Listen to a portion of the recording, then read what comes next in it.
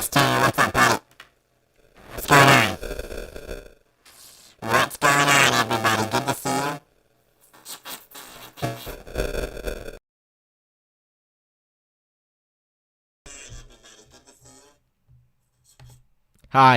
Hi, what's up, guys? I missed all you guys. Really good to see you. It's really nice to see you. We got a great stream planned today. We got a phenomenal one. And let me just tell you what this stream involves. Before we get any spoiler alerts, I understand, the last 4 streams we've done have been titled, something along the lines of ranking the worst fall-offs, ranking the guys that, were at the top and then they fell off horrible. You know what I mean? That's what that's what the last few streams have been aimed to do. And I think it is fair to say, when you summarize the last few streams, it does sort of seem like we didn't actually quite cover the topic we were meant to cover. And that's something I didn't even really realize until last night. I was just sitting there, I was in bed, and it kind of hit me. I was like, man, we didn't really rank the worst fall-offs in UFC history the last few streams. We didn't really do that. We just didn't quite actually cover it the way at least I wanted to. I'm sure all you guys are calling me crazy. I'm sure all you guys are like, no, what are you talking about? You did it. You did exactly what we were expecting. You did it. You covered it. You did it. We were all satisfied with what we got. But the truth is, man, I'm a perfectionist when it comes to streaming. I really am. I'm a perfectionist.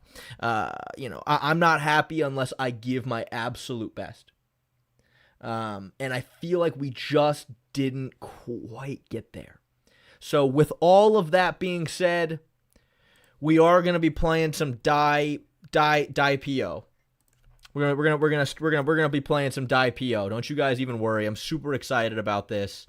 Playing in the Atlanta region.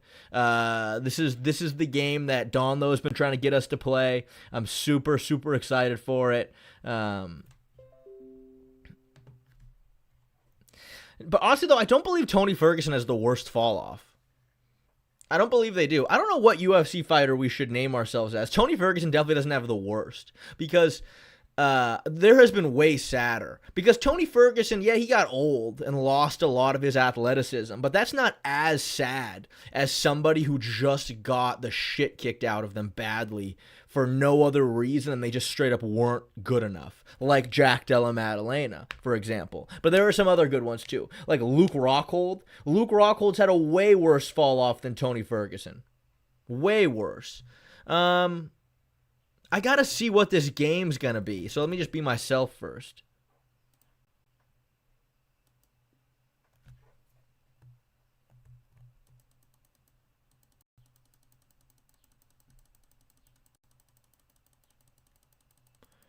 Oh my god, I'm gonna suck at this. I'm gonna suck at this game. Okay, never mind. We're not playing it. We're doing the tier list. No, that game's too high level for me. It's too high level, and it's making the stream lag. I'm just, we can't do it. That's too much. We're just gonna do the stream. It looks like the most complicated IO game, but I'm not. Dude, you guys know how much I fucking sucked at Agario, dude. There's no way I can play that in any successful way.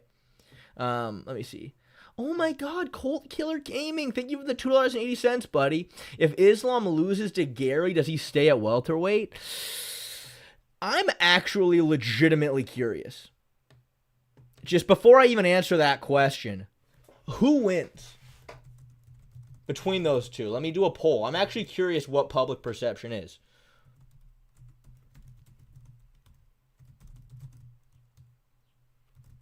I'm very curious. Who do you guys got for that one?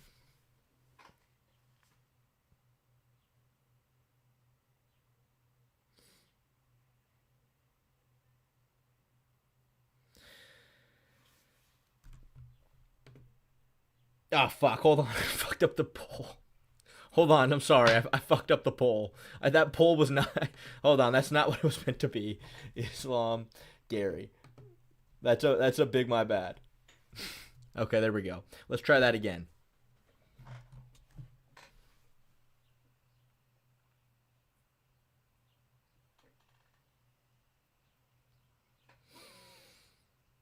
People are slightly leaning towards Islam. People are slightly leaning towards Islam. It's close, though. It's close. Yeah, I mean, I think it's close, too. I think it's close, too. I feel like it's razor close. It might settle around 60-40, but right now it's 55-44. Okay, fair enough.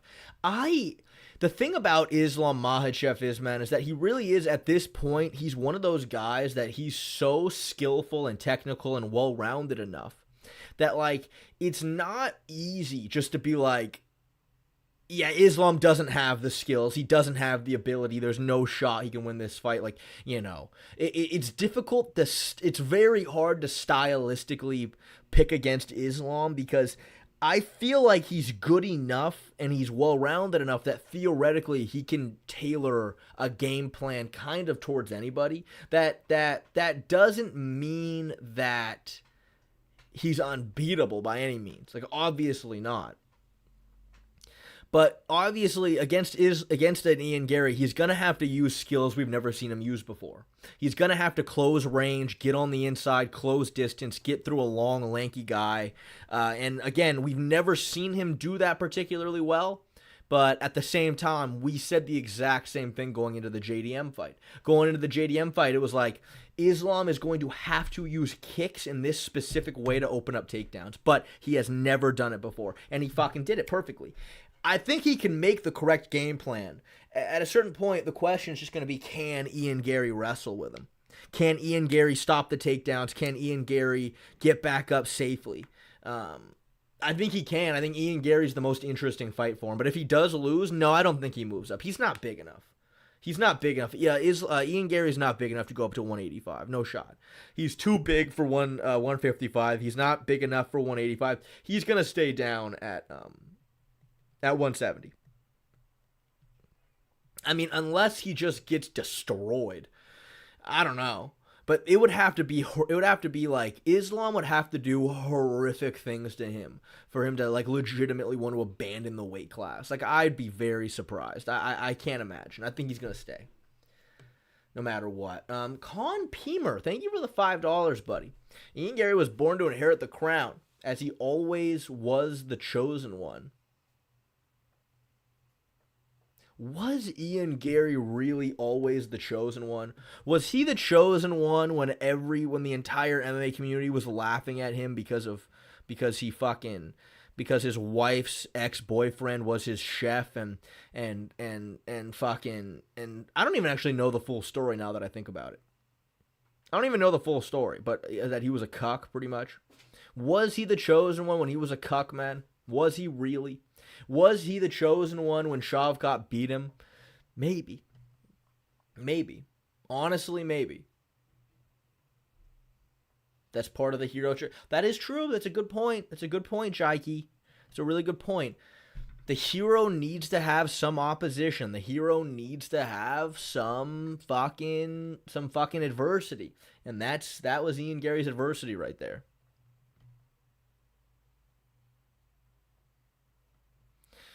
I mean, I hear you, nice apartment, 1564, but the truth is, neither did fucking Renato Moicano, bro. And Renato Moicano was popping him with the jab.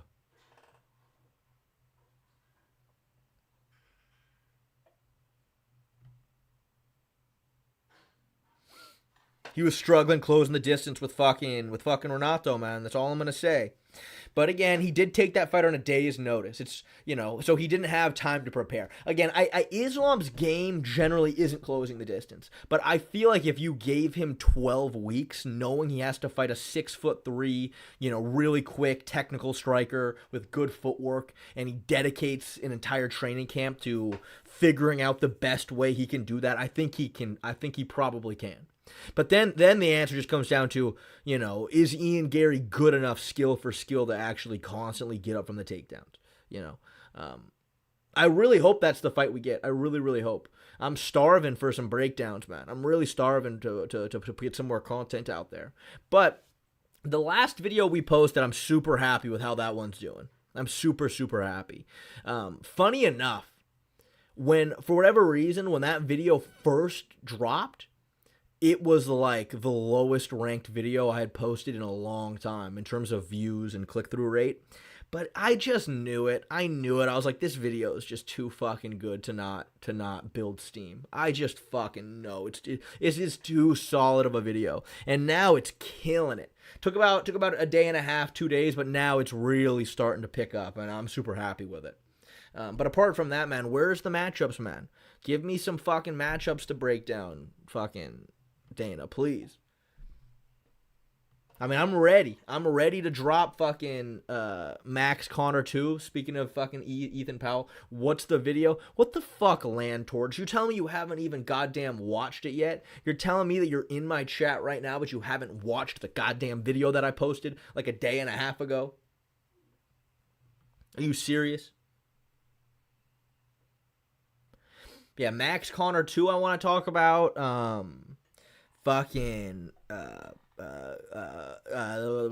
Benoit Saint-Denis, Paddy Pimblett I want to talk about. Volk is the only one to truly negate Islam's grappling. I mean, you know, in fairness, John Wings dash V2W, I would kind of argue that, like, I mean, I would honestly argue that Volkanovski and Charles Oliveira, in a funny kind of way, sort of similarly negated Islam's grappling. And I know that kind of sounds funny, I know, because Charles did end up getting subbed. I know. But, like, when they were just having pure grappling exchanges, it was generally pretty 50-50. Charles was winning the exchanges out in the open. Islam was winning the exchanges when he had Charles pressed into the fence, but he still never really did anything. Islam never really did anything at all. And, I mean, Volkanovski, yeah, he did a good job constantly fighting the takedowns, getting up, but, like, he still got his back taken round 1 and round 4. You know? So, like, I don't know if you can truly say Volk completely negated it. More so that Volk just fucking never, you know, he was able to push a pace defensively. He pushed a pace defensively. Islam very rarely was able to get static positions on him.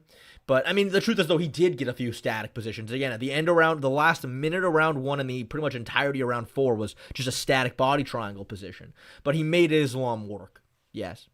But Ethan Powell, thank you for the 2 pounds, buddy. Max versus Conor 2 is happening in July. Who wins? Conor versus Max Holloway. Now, I've always said, man, out of all of the past featherweight champions, like all prime for prime, the one guy that I think actually matches up or is a bad matchup for Conor is Max Holloway. I think so. I think prime Max Holloway at 45 is definitely, like, he's the toughest matchup out of all the other champs against Conor. It's hard, man. I mean, Max certainly does not have a lot of tread left on these tires, you know.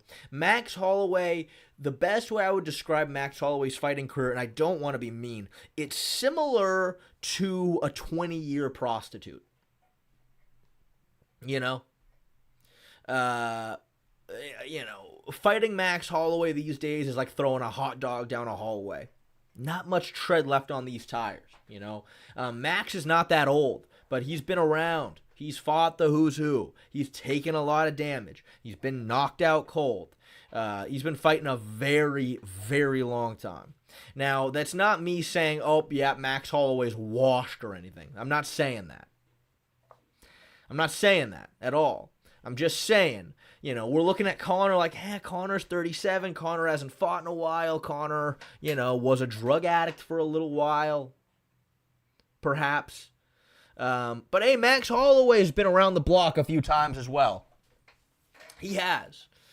And, again, I think the difference, though, between Max and like a 20-year prostitute is at least that prostitute's wrapping up. You know, that prostitute's using protection at least, you know. You know, you don't survive 20 years in the sex working game if you're not wrapping up. But Conor, but let's be real. Fucking Max Holloway's been raw dogging it. He's been raw dogging it, man. but the amount of damage he's taken and stuff. So am I immediately going to write off Conor McGregor against Max Holloway? Probably. I mean, no. Listen, I haven't like really sat down and thought about all the crafties of this matchup and exactly what each guy's weapons are and exactly how they're going to go against each other perfectly. I haven't thought about that yet. But in general, I would argue that Max Holloway should probably win that fight. I would imagine. Again, I don't think we've ever seen Max Holloway really decline. Max Holloway has phenomenal cardio. Max Holloway, he's definitely hittable, but he's got a very, very strong chin. Conor McGregor's power never quite been the same past 145. Max Holloway's a bit bigger, a bit thicker. They'll probably end up fighting at welterweight. I don't know, man. I don't know. I'm probably going to have to favor Max Holloway. That's a tough fight to come back to. That's a really tough fight. They should probably give Conor McGregor like fucking Bobby Green or something. That's what I think. Bobby Green's always my go-to. I think Conor can beat him. Again, I also don't want to sit here and say, oh yeah, well, Conor McGregor's definitely washed. He's definitely just clearly not the same. People have been saying Conor McGregor's been washed ever since the Khabib fight, and he just truly has not been. He's not washed. The only difference is, though, Max Holloway, I'm more confident that his skill level is exactly the same as it's always been, or his ability, I should say, not skill level. Ability's been the same as it's always been, whereas Conor McGregor, I think there's a bigger chance that he's not going to be quite the same.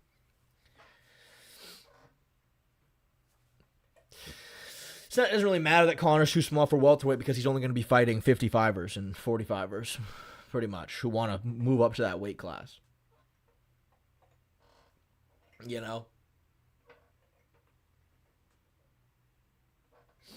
But, I'm looking forward to it. I'd be excited. Again, if they can give us an international fight week of Conor versus whoever, Holloway, I guess, and then the co-main event give us fucking Paddy Pimblett, BSD, I'd be very excited. I'd be happy. I would go, finally, that's a solid matchup.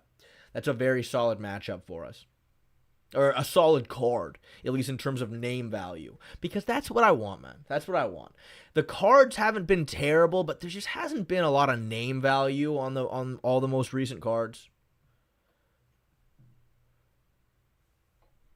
Charles should rematch Armin.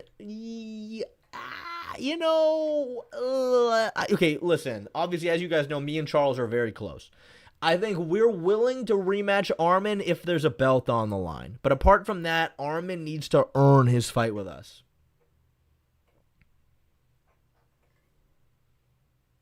Ethan Powell, thank you for the €5. Pounds, I mean.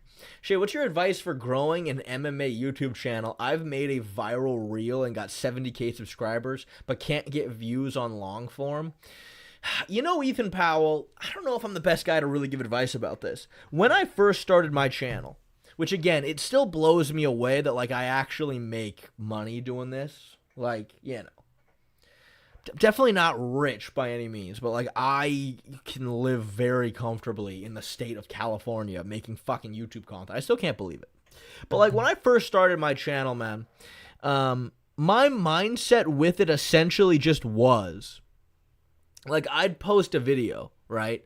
And then I wasn't getting any views at the time. I was getting maybe 200 views a video, maybe. Sometimes even less. And I'd get the occasional comment being dude, how is your channel so little viewed? The content is so good. And I just remember thinking to myself well, if this guy thinks so, I guess theoretically more people would think so. And then I just kept posting and kept posting and kept posting. I don't know, speaking from my own personal experience, I do kind of feel it's funny that people who enjoy martial arts and people who enjoy the UFC are generally two completely different crowds of people. Completely different. And I kind of feel at the very start of my channel, I kind of bridged that gap in a way that people weren't really doing. The video that blew me up was the problem with jiu-jitsu and MMA and how to fix it. I remember that video had 200 views, and then a month or two after I posted, I checked one day and it was at 17,000. And then a week later, it was at 100,000. And then after like a month, it was at 400,000. And then that video all on its own got me monetized. That video fucking got me, 1,000 subscribers. And then I at that point, I never really looked back. Like at that point, like I was able to kind of start making, I feel like, funny enough, people started watching my content more. And then obviously that kind of gave me an in terms of like a kind of content to make. I started making the problem with Muay Thai, and that's my biggest video, the problem with Muay Thai. The problem with fucking wrestling, the problem with judo, and that's what initially got it off for me, But if I'm just gonna simplify it for you in terms of what my strategy was, I just talked about things that I wanted to talk about, that I felt like I was good at, and I just kept doing it, and I just kept grinding. You know what I mean? That's like the only advice I can give you. I mean, obviously your thumbnail game is very, very important. I sometimes even I still struggle with good thumbnails and good topics. You know what I mean? I still struggle with it, but that's really what it is. It's slightly less about the visual appeal of your thumbnails. It's more about what are you making when someone sees your video and thumbnail, what are they thinking when they see it? That I think is more important. But that's the best advice I can give, is just make content that you feel like you're good at, the content that you want to talk about, the content that you feel like you have something to say. Try to get a solid thumbnail game and just fucking keep going. Just keep doing it. Keep watering. You got to just keep watering your plant. Keep watering your plant over and over and over again,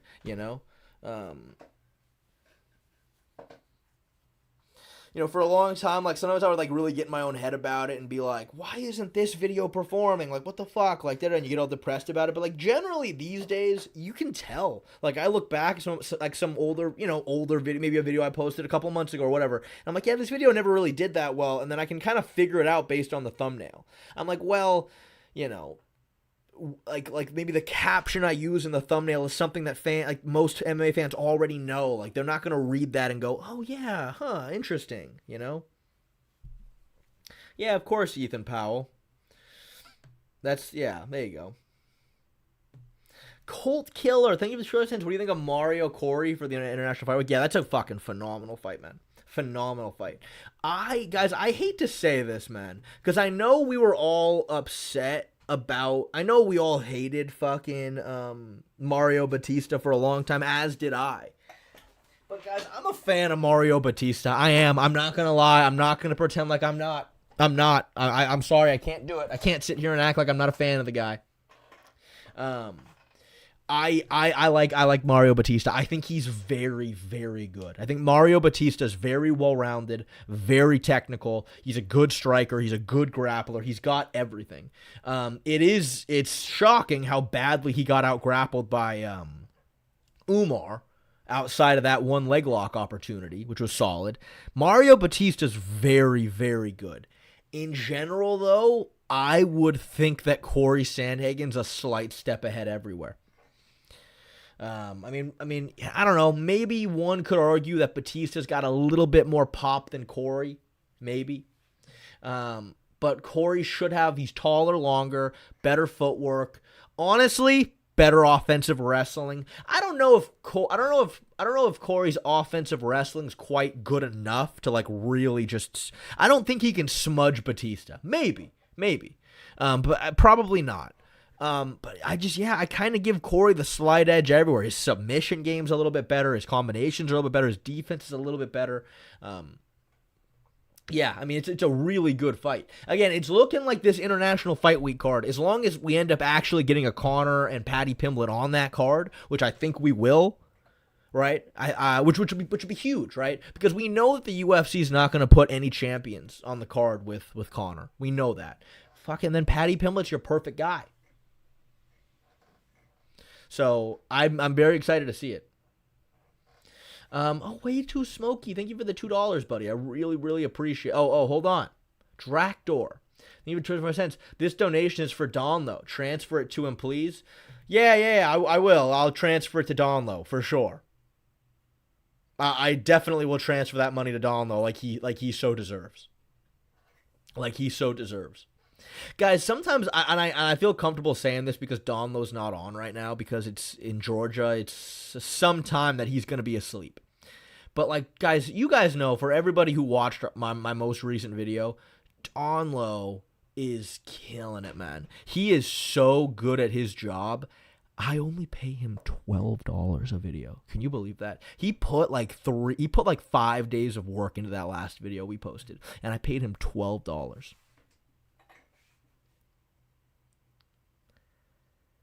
I mean, man, I don't know, man. Maybe I should pay him more. You know, a lot of people are telling me to start the tier list, but you know, not a lot of money is coming with those requests. Not a lot of money is coming with those requests, is it? You guys think I just do? You think I do this stuff for free? Way too smoky. You think it's $3, buddy? Why is Pantoja striking so inconsistent? Well, because it's so dependent on girth. So dependent on girth. You know, I will say, slight side tangent. Now, it doesn't really matter, but I just thought it was funny. Because one of the top comments on the most recent video was like 30 seconds in and Shay's already mentioned girth or something like that. Whatever. And somebody in the replies I did see was like, you know, it was funny at first, but now it's just, it was funny at first and now it's not funny at all. And man, I saw that and I was like, I understand why you think I'm joking. And I think it did kind of start off as a joke. But like, truthfully, like, I feel like girth, to me, it's just a great term for MMA. It's a great term. Because, and all like you guys who watch a lot of my content get it, right? Instead of, if I'm going to describe a fighter's abilities, right? I'm not going to sit here and go, well, he's very durable, he's big, he's strong, he has some power, da-da-da-da. You know what I mean? Like, instead of saying all of that, I can summarize all of it with one word: girth. It's like truly to me, it's not really a joke. Like again, when I look at a fighter and I tell you guys, this guy has girth, you all know what I'm talking about. He's durable, he's strong, he has some power. You know what I mean? I think primarily the main one is strength, durability. That truly is what I mean. And I think it's a very good term to use.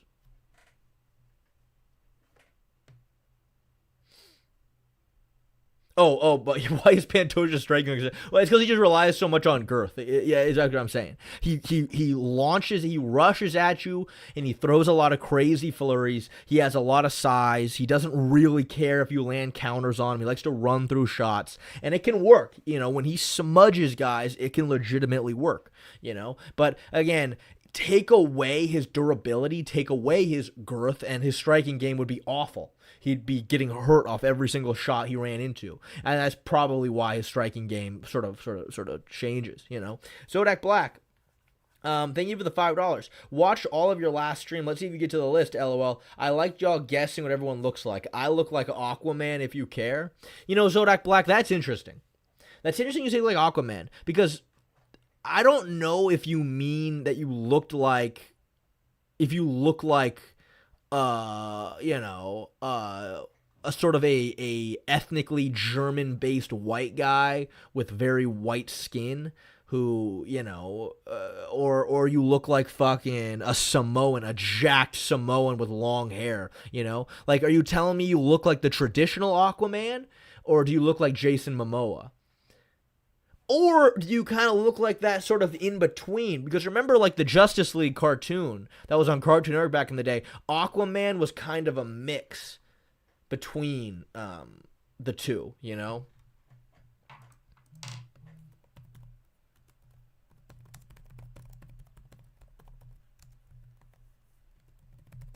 You know what I mean?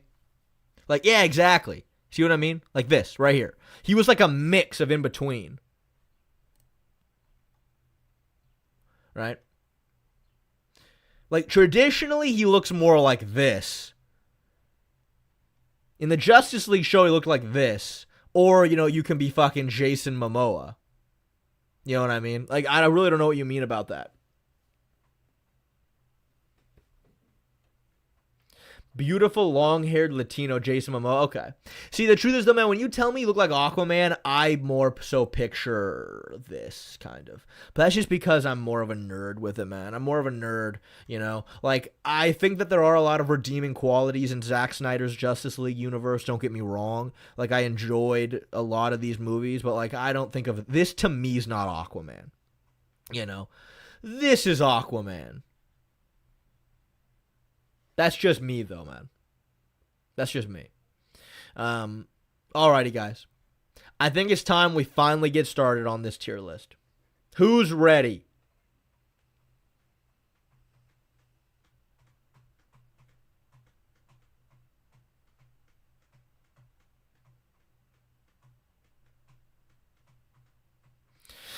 All right, Diego Lopez's mullet is speaking for the chat today. All right, let's get started. You know, again, a lot of people think that Tony Ferguson's just the worst, and that's just that simple. I can generally think of some worse ones. I swear to God, I can think of some worse ones. I swear to God.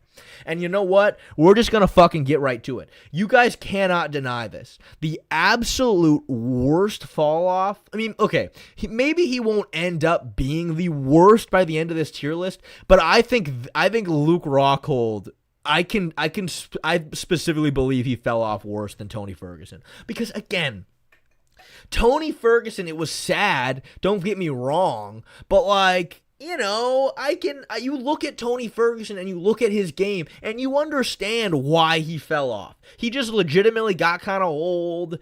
He got a little bit full of mold. Tony Ferguson's always been the kind of guy to rely a lot on his attributes and just being a fucking, you know, believe it or not, I think Tony had some weird kind of aspects of girth to him a little bit. He was durable. He went after you. He was springy and he was rolling all over the place and elbowing you and shit. And of course, he got old. He ended up absorbing a lot of damage and he just wasn't the same. But man, Luke Rockhold, man. Not only did Luke Rockhold fall off in the UFC after getting knocked out unconscious by probably one of the weakest middleweight champions to ever exist, since the UFC, he has lost really badly in straight up every single martial art individually. Literally every single one. The dude got knocked out horribly by Darren Till in boxing. He got grapple fucked by Pat Downey. He got destroyed by Hamzat in that Russian tough show. Colby Covington, the small welterweight, out-wrestled him. And again, that's on top of, I mean, let's just look at his UFC record real quick. That is on top of horrifically falling off in the UFC. Oh, God, and he got knocked out in Karate Combat. Exactly. Oh, all right.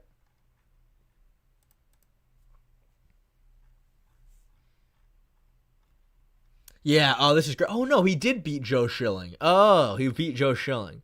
That's right. I forgot about that. All right, well, maybe it's not as bad as I thought. He had a grappling match against... Oh, yeah, Nicky Rod. I knew that.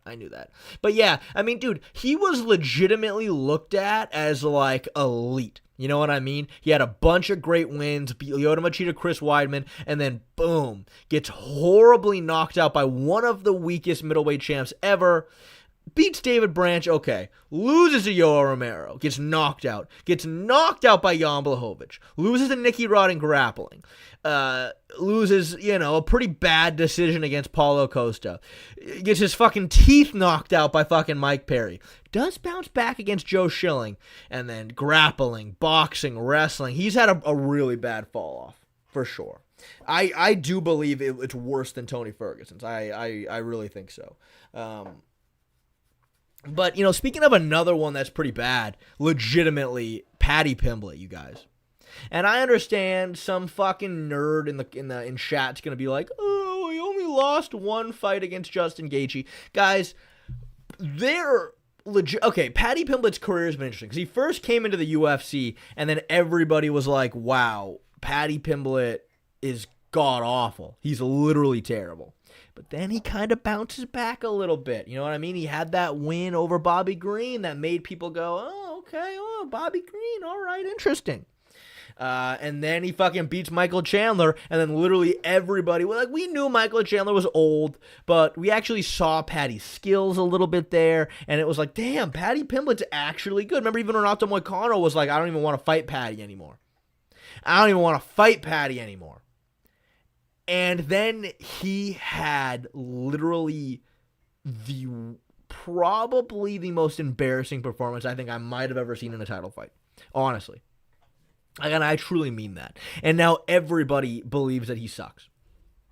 Like, everybody rightfully believes that he's terrible. What I think Ilia Topuria summarized it the best when he was being interviewed by Ariel Helwani, which was that Paddy Pimblett would need to die and be reborn to develop the skills that he needs to. No, some guy. I remember what Moicano tweeted out after that fight. I don't think maybe he didn't specifically say we wouldn't fight him, but what he specifically said was, because he had that famous interview, Moicano, when he went, like, I don't want hard fights. Give me easy fights. Paddy Pimblett, easy fight. Dan Hooker, easy fight. He tweeted out and he was like, Paddy Pimblett, no longer an easy fight. And he had said earlier that he only wants easy fights. So he did kind of say he didn't want to fight Paddy. But then after the Gaethje fight, he's back to saying that Paddy's an easy fight. Point made. Literally point made. Yes, it's worse than Woodley versus Usman. It's fucking way worse than that C-Weather. Kamaru Usman's elite. Ah!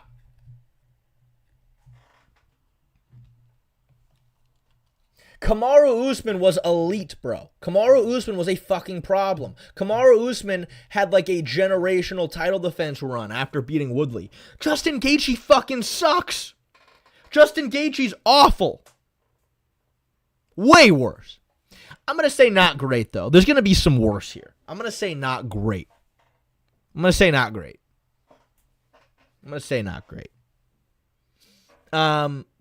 Next, this one is one that, truthfully, to me, I hold very near and dear to my heart.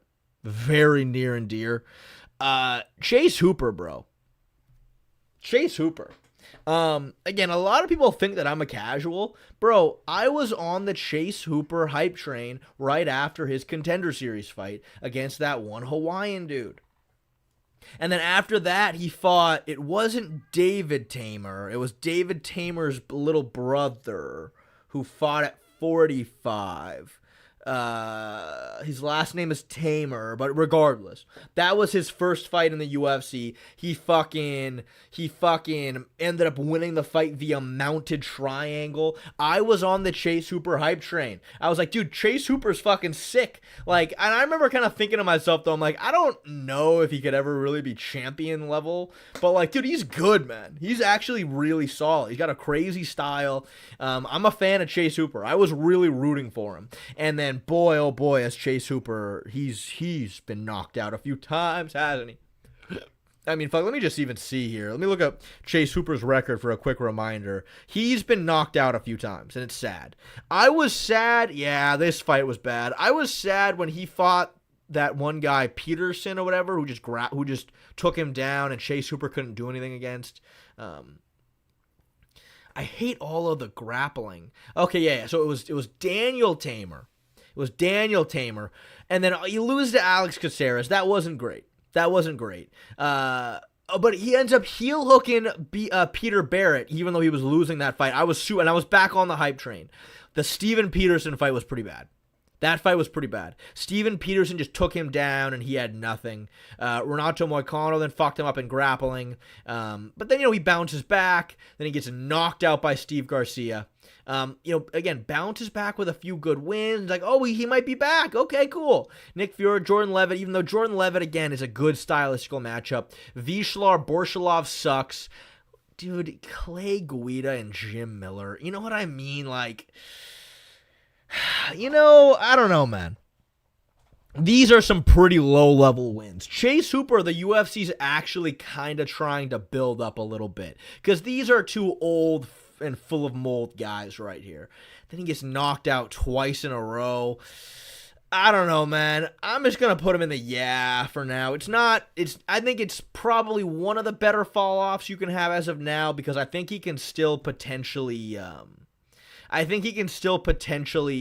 come back maybe, but Yeah, it's not great, man. I'm not on the hype train like I used to be. I'm just not. I'm just not. But speaking of somebody else who's had a very unique fall off, dude, Michael Venom Page has had a very unique fall off. Very, very unique. Because Michael Venom Page hasn't really lost in the UFC yet. I mean, he lost to Ian Garry. But, you know, come on. All of us are pretty much on the same page that that fight was razor close. You know, Ian Garry is absolutely elite. It was a razor close fight. It was close, you know what I mean? Very, very close. You could argue he might have stolen the third round. But anyway, regardless. Man, does everybody hate him now. He hasn't fallen off in terms of, like, you know, his skills or his ability. No, he's fallen off in terms of people used to really like Michael Venom Page. Everybody hates him now. And the truth is, man, I kind of think, look, it takes two to tango, man, and I don't think Sam Patterson was really giving him a whole lot to work with. But still, right? Like, you guys would agree. Like, he truly has fallen off in terms of the fans. Yeah, I mean, again, it's not terrible, but it's been a fall-off nonetheless. It's been a pretty bad fall-off for Michael Venom Page. Like, I was surprised to see the amount of people, the amount of vitriol out there for him after that Sam Patterson fight. Again, I remember right after that fight, so many people were like, oh my God, another fucking horrible performance out of MVP. I can't fucking believe this. And this whole time, I'm like, damn, I didn't know people were feeling this way about him. I was a big fan. I'm still a fan. That Sam Patterson fight was bad. But, you know, I think he's had a bit of a fall off. And I don't know. He's getting old. I don't know if he'll be able to really turn this around with the fans. I don't know. Let me see. Tyron McGregor, thank you for the $5, buddy. Shalom. Listening to this while weed eating. Here's my non-Jewish tax, my glorious King Rabbi Shea. Enjoy your day. Oh my God, Tyron McGregor. I really appreciate that, man. Thank you. I love you a lot, Tyron McGregor. That really helps me out. You're helping keep the channel going. I really appreciate you, dude. Again, I don't force the Jew tax as much as I should. You guys are welcome. But Tyron McGregor, I really appreciate that, man. Thank you. I love you a lot, man. James 712, thank you for the £2. Shay, can you give the camera a smooch? Listen, James, I would, but truthfully, man, I just feel like I've grown up a little bit. I don't do that stuff for £2. I'm sorry. I'm not going to do anything with my body for £2 anymore. I just have too much respect for myself. If you had sent an extra £1 or $2, maybe I would, like, literally make out with the camera right now, very slowly and sensually. But I just can't quite do it for only £2. I'm sorry, but I have to have a little bit more respect for myself than I used to. But anyway. Moving on. This is another fall off, though, that's really hurt my soul. And again, though, it's not because he went on a huge losing streak. It's not because the fans whatever. It's not because the fans really turned on him. But, man, Ryan Hall, dude, I still vividly remember. This was way before. I've said this before. This was way before I was making YouTube videos. I remember. I was at Jackson's house, believe it or not. I think this was the Conor McGregor fight. I think this was one of the Conor McGregor fights. It was. Against Dustin Poirier. And I remember there was like 20 people there watching the fights with us. And Ryan Hall is walking out to fight a little unknown guy at the time named Ilia Topuria. And then I was like, everybody gather around, sit down, and shut up. Ryan Hall is the fucking dark horse of this division. Everybody avoids Ryan Hall like the plague. He's got some of the best jiu-jitsu, the best leg locks the sport has ever seen. This dude is known for taking ACLs home with him. You just fucking wait. This fucking Top Turo guy does not know what's coming. And I swear to God, I got all my buddies super hyped. They're all sitting there. They're all waiting. I'm telling you, watch the Imanari rolls. I don't know who this Ilia Topuria guy is. But Ryan Hall is taking his fucking knee ligaments home with him. I truly don't believe I've fully lived this one down. I remember it was just dead silent when he was knocked out on the ground, completely lifeless. I don't think I've ever seen a guy lose more aura in that moment. Again, though, it was Ilia Topuria. It was fucking Ilia Topuria. Now, Ryan Hall actually did bounce back from that fight, though. He did. He had another fight after. He won pretty handily, but his career truly fell off because of injuries. Yeah, I mean, dude, he had a great first 4 wins. Again, Ilia Topuria. But then he beats Derek Minner, just destroys him, whoever this guy is. But Ryan Hall, injuries destroyed his career. He blew out his knee a whole bunch of times, had to get a bunch of surgeries, and he's pretty much done now. Legitimately, though, after the Darren Elkins fight, guys really were avoiding him. Like, I remember he was doing an interview with Ariel Helwani, and I believe he was ranked low top 15, and he told Ariel, he goes, the UFC has asked everybody ranked 15 to number 6, and they've all said they're unavailable. Like he was like, Calvin Kattar was ranked number 6, and they asked him to fight Ryan Hall, and he was like, no, I'm good. I don't want to fight Ryan Hall, which I don't blame him. Again, it's not that bad, but he did fall. He did fall, for sure. That he did fall.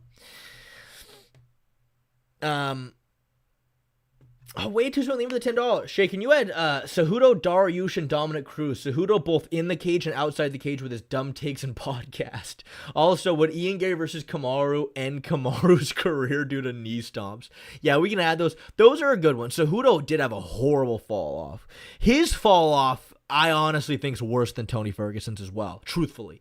Well, I mean, we'll talk about it, but man, to retire because you're anticipating the UFC wanting you back for super fights, and he didn't have enough money to actually coast off of, so 3 years later he was forced to come back to pay his bills. That was bad, man. That's bad. That's way sadder. I mean, Ian Garry would come over and end his career with knee stomps. You know, the sad thing about that is, dude, is that he doesn't even need to knee stomp Usman. He probably would, but he doesn't need to. Because, you know, Ian Garry's footwork is very, very good. He's a very good grappler. Usman generally doesn't shoot takedowns that much. He prefers to snatch. He prefers to go for like snatch singles and stuff because his knees were so bad. But dude, he actually was shooting takedowns on Buckley. Like, he was straight up shooting double legs, which really surprised me. But the thing is, Ian Garry's just so much more technical than Buckley. Even if Usman did take him down, he'd be able to get back up. His footwork and kicking game is so elite. He would kind of be able to mimic what Leon Edwards did to him, staying on the outside, ripping kicks from southpaw. So, you know, would he end his career in knee stomps? Honestly, probably, but the sad thing is he doesn't need to. He can probably just dance around and win a decision by just footwork and kicks. Damn, Dariush has some gray-ass hair. James 712, thank you for the 10 pounds. Smooch now, you greedy Jew. Also add Guru.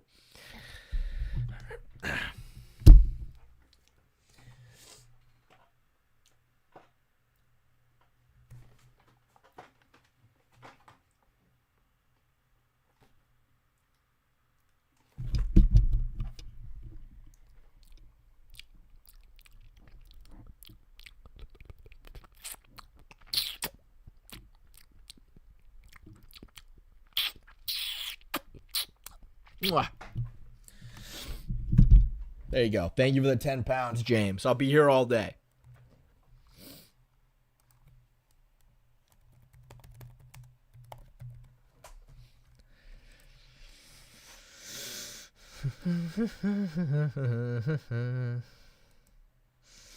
Oh, God. And fucking Guru. Well, let me get these guys in here real quick. Cejudo. I already had him. I didn't need to re-download it. It's all right. Cruz. I also had Dominic Cruz already. God damn it. No way I have an image of Dariush. I do have an image of Dariush. Oh, no, I didn't. I'm good. Okay. And you want MMA Guru on here? Has he fallen off? I don't know if he's quite fallen off. He's doing pretty well, I think, still. But sure.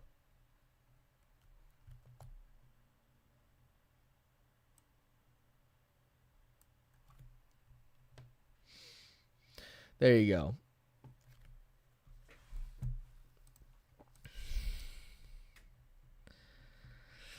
Tyron McGregor $5. What the fuck just happened? I left to get a drink and I came back to a tongue in my ear. Yeah, I'm sorry. I mean, I do that very regularly, man. Just whenever I'm feeling it, whenever I'm really grateful about you guys, I just start making out with the camera. I've literally always done that. So, I don't know, Tyron McGregor. I don't know. Maybe you've just missed it, maybe. But yeah, I've always done that. All right, next. Guys, this one's another one that kind of pains me to say, but like we can't sit here and act like Max Holloway hasn't fallen off a little bit. And what I mean by that is, like, I get it, man. Charles Oliveira is very, very good. Charles Oliveira is an elite level grappler. Charles Oliveira has reached maximum girth. Again, dude, compare Charles Oliveira during the first Michael Chandler fight and compare that to his most recent Max Holloway fight, Gamrot fight. Dude, Charles has added girth. He's bigger, he's stronger, whatever. But, and I'm not going to sit here and be like, oh yeah, Max Holloway's washed, whatever. I'm not going to say that. But what I am going to say is this. You know, the amount of people who would donate being like, oh, who wins between Max Holloway and Arman? Who wins between Max and Khabib if they would have actually fought way back when? That was something that like was really getting talked about. That was really getting passed around. Like Max Holloway, you know, listen, after running through Justin Gaethje, after, you know, doing what he did against Dustin Poirier, you know, it was pretty common knowledge at the time, right? And it's why we were all upset about Paddy Pimblett and Justin Gaethje. We were all upset about it because, you know, Justin Gaethje and Paddy Pimblett are not the best guys in the division. The best guys in the division are Max Holloway, Charles, Arman. Dude, that's just not true anymore. Like, he went from being looked at as elite to, like, literally it was like, oh my God, he just fucking... We had never really seen him fight a strong grappler before, and he just got literally dicked on. He got dicked on, bro. Straight up dicked on. Like, Max Holloway got... I want to say that Max Holloway got creamed out there, but that's not a good way to put it. He didn't get creamed. He got creamed on. Charles creamed on Max Holloway. Like straight up, name any really strong, girthy, well-rounded grappler. I mean, bro, I don't know, man. I think Max literally might be cooked after that one fight. He went from the elite of the elite to, you know, again, give him Ilia Topuria, someone who's not as strong of an offensive grappler. You know, yeah, sure, Max will just stand back up against him, no problem. Volkanovski, again, Volkanovski's another guy Volk's defensive grappling is absolutely elite. His offensive grappling is not that strong. You know, but, yeah, you know, unfortunately, man, again, it's not that bad. I'll tell you what, man, it's worse than Michael Venom Page, though. It's worse than Michael Venom Page, but it's not that bad. Wait, hold on, do I? Okay, yeah, I'm going to put him at the very top of this list. It wasn't great, but it's not as bad, you know? It's not as bad. Or it's worse than MVPs. That's what I'll say. All right, next.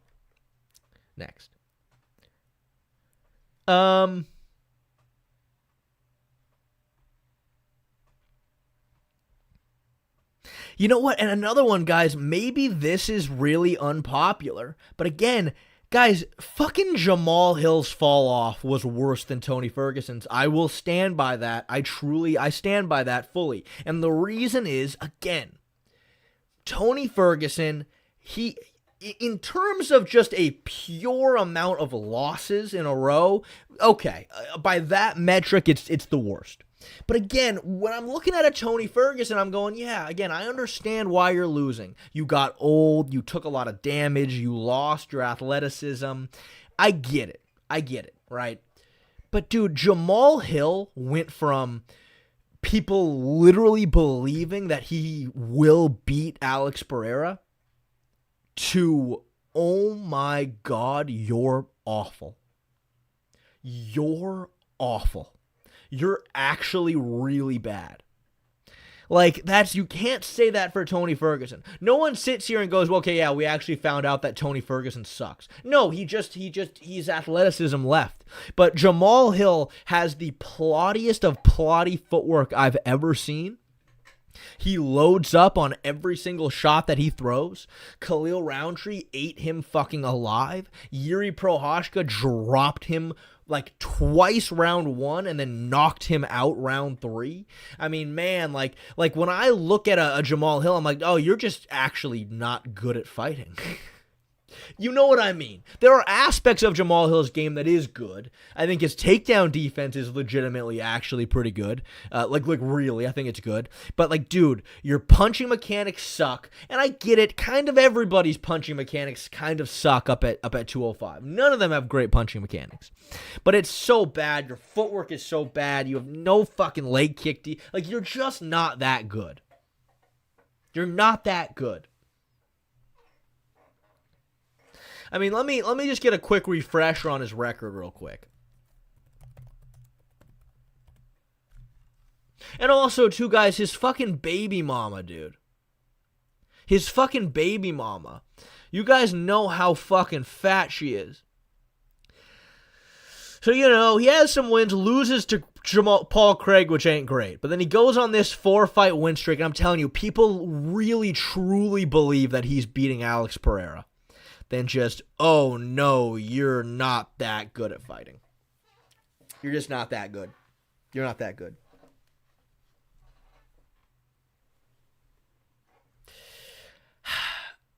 You know what? For now, I'm going to put it below Luke Rockhold. Luke Rockhold just definitively is so much worse than his that I don't feel like they should belong on the same tier. You know, like Luke Rockhold, again, has literally lost in every single aspect of fighting, even outside of the UFC at this point. I don't feel like I can quite put them on the same tier, but you guys know what I mean. You guys know what I mean.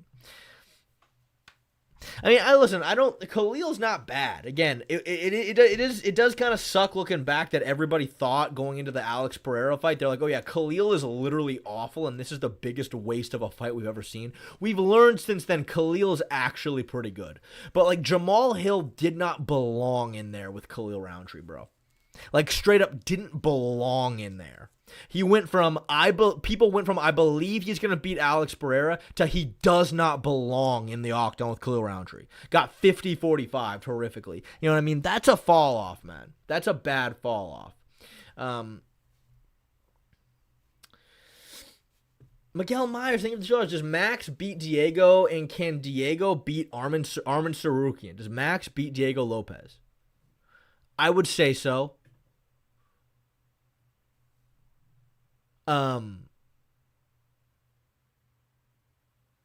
Yeah, I would say so. I think Max's footwork is way better. I think he'd be staying on the outside, lunging with quick combinations. He'd be sliding away of all of Diego Lopez's counter shots. Can I see him getting tagged a few times in that fight? Maybe. He's so much more technical than Diego Lopez. But can Diego Lopez beat Armin Sarukian?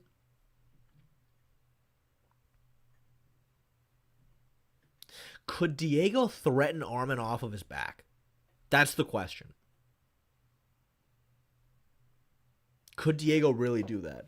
On the feet, honestly, it is a little interesting. Because Armin's striking defense isn't that great. Diego likes to fucking bang like a rabid animal in close.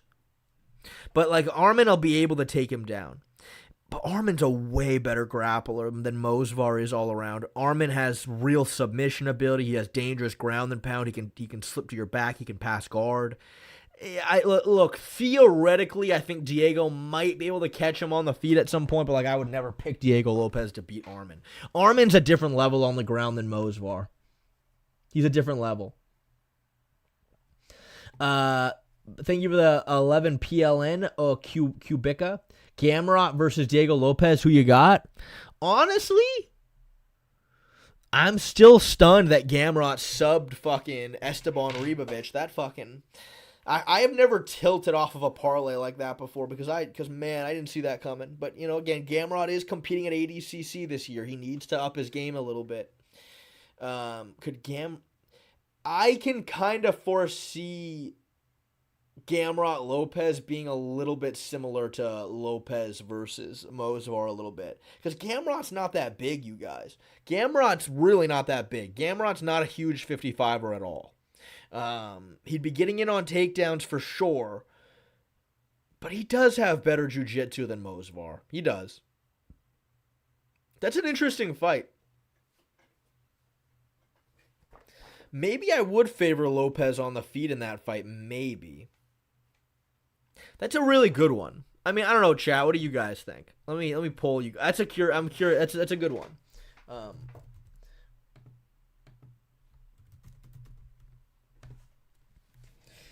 Yeah, Mozart's never been sub, but he also has never fought Charles Oliveira, bro. I'm curious what you guys think about that one. Damn, 80%, 88% for Lopez. Okay, it's getting a bit closer. It's dropping. Yeah, I do kind of see Lopez maybe having the edge there. I can see him being way more dangerous on the feet. I can see him threatening Gamrot off of his back for sure. I can legitimately see that. You know what? Yeah, you know what, dude? Round 5, Diego had some really nice transitions against Volkanovski on the ground. And Volkanovski, he's a yacked hamster. It's hard to transition with somebody like that. Diego's jiu-jitsu truly is fucking really high level. And I think he's more dangerous on the feet. I might go Lopez against Gamrot. I really, that's a good question though. I can't see your name. Thank you for the dollars. Thoughts on Umar's growth ever since losing to Merab? Has there been a lot of growth? Has there?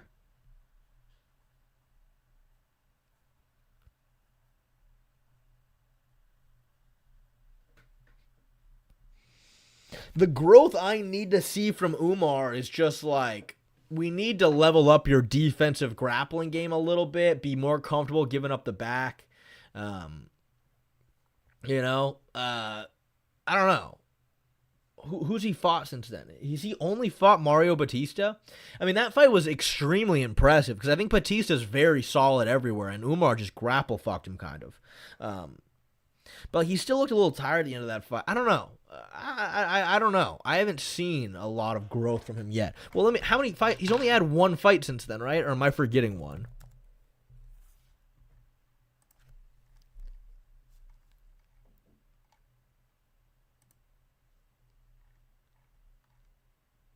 Oh, no, that's right. That's right. He fought Davis and Figueiredo. This fight kind of sucked, though, man. He just was taking Davison down and just fucking wet blanketing him, kind of. And Davison looked fucking old and full of mold. And, I don't know, man. I don't know. I still think Umar Merab is a very high-level, interesting fight. And I think Umar Piotr is a very interesting fight, too. I don't know, though. Nothing pops out to me as, like, huge growth from either of these fights. Kind of just doing what he does, you know? Like, specifically, the weapon that Merab is going to employ on you in terms of cardiovascular assault, that's a very specific thing I haven't really seen, Umar change. Then you've going to name Song versus Peyton Talbot. Who do I got?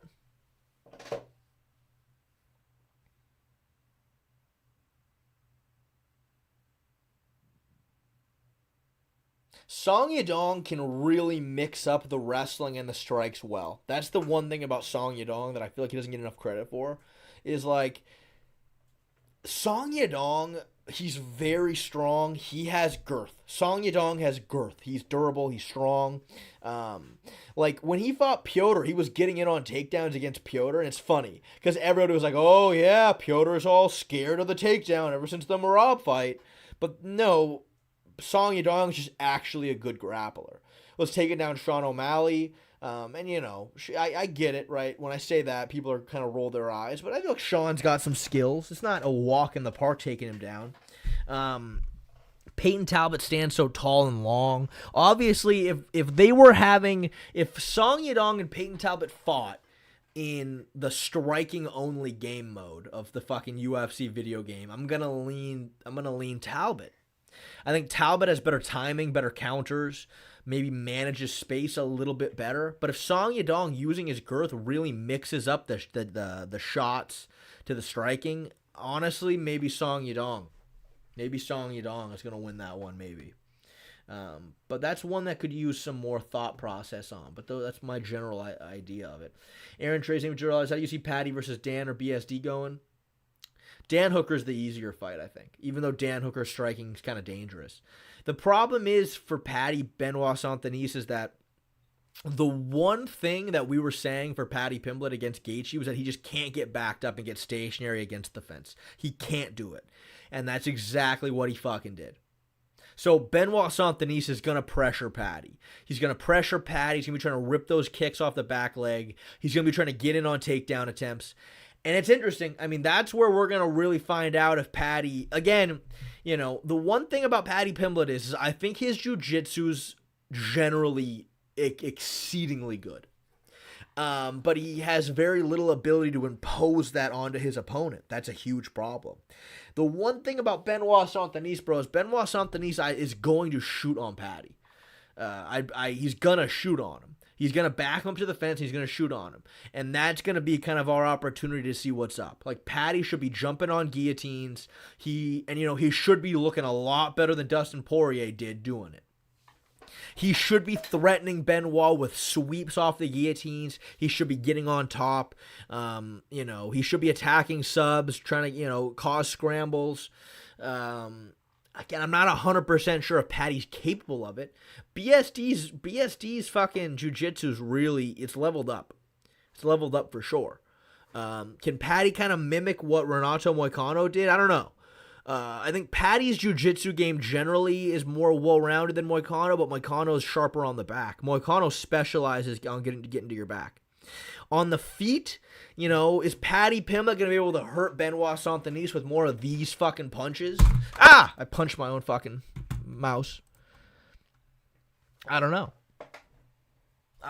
Maybe Paddy could use his high kicks on Benoit, who's constantly looking to feint his level down and change like this. Paddy can flick up kicks off the lead leg well. He might be able to kind of make Benoit scared about changing levels, maybe. That's an interesting one. That's a very interesting fight, but I don't know, man, if I can really just give you a solid yay, yes. I can't really point to one specific guy. It's a lot of game plan stuff going into that one. There's a lot. Let me do it. I'll catch up on donos. Let me get through a couple of more of these, and then I'll go back to them.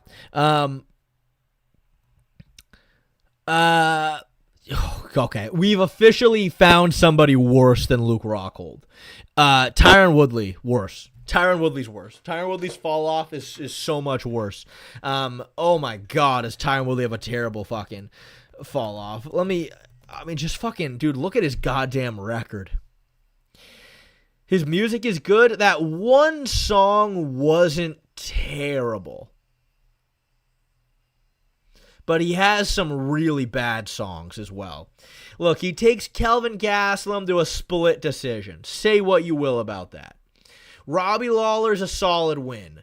Stephen Wonderboy Thompson to a draw is a little interesting.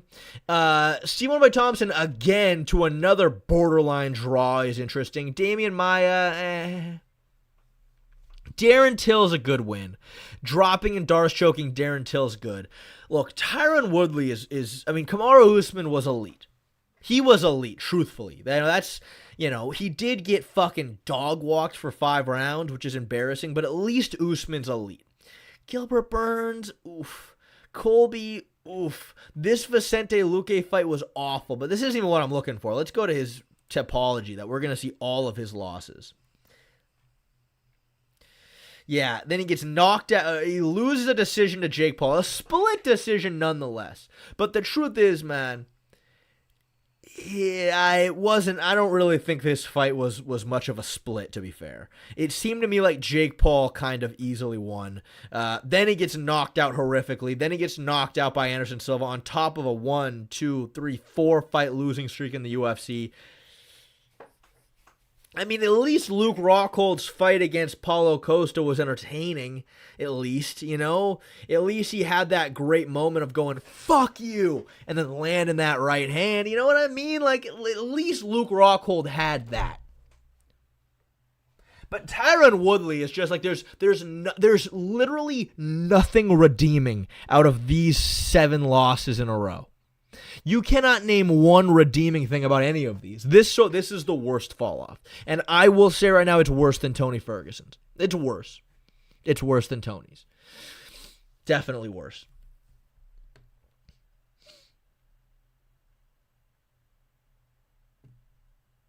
Wages smoking $2. Arnold beats Benoit Saint-Denis. Arnold Allen beats Benoit Saint-Denis. Plus Paddy and split decision beats Armin. Okay. Arman beats BSD and Paddy, and he split decision beats Arman Sarukian. He doesn't, though, man. He just doesn't. He just doesn't. Arnold Allen versus Benoit Saint-Denis is interesting. Maybe if Arnold Allen was a little bit more accurate with his punches, because again, man, we look at that Mosvar fight. I know he should have beat Mosvar. I know he should have. But we go back, Way Too Smoky. You're a member. Go watch our members only video when we were reacting to Arnold Allen versus Mosvar.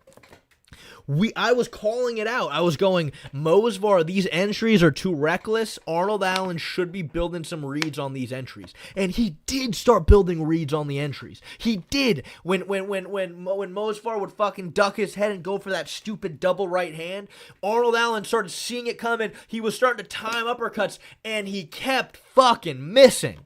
He would just miss. He would whiff. Like Mosvar would go, and then Arnold Allen's punch would just fucking miss, and then he would still keep moving forward. I don't know, man.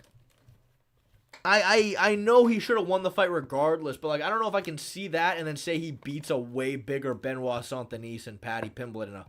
He definitely does not split decision beat Arman. That's no way.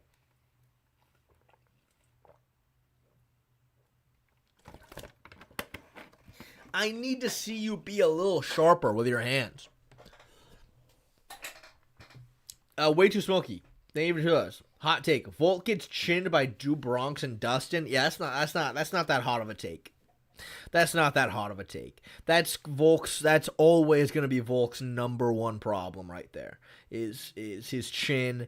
I shouldn't say chin. You know what I mean when I say chin. It's his striking defense, his distance management he sometimes walks into punches, Kasperi, thank you for the 3 months. Conor getting smoked by Max in the summer. Also add Logan Paul. Guys, did Logan Paul ever really fall off? I mean, in order to fall off, you had to have been up in the first place at some point. Right?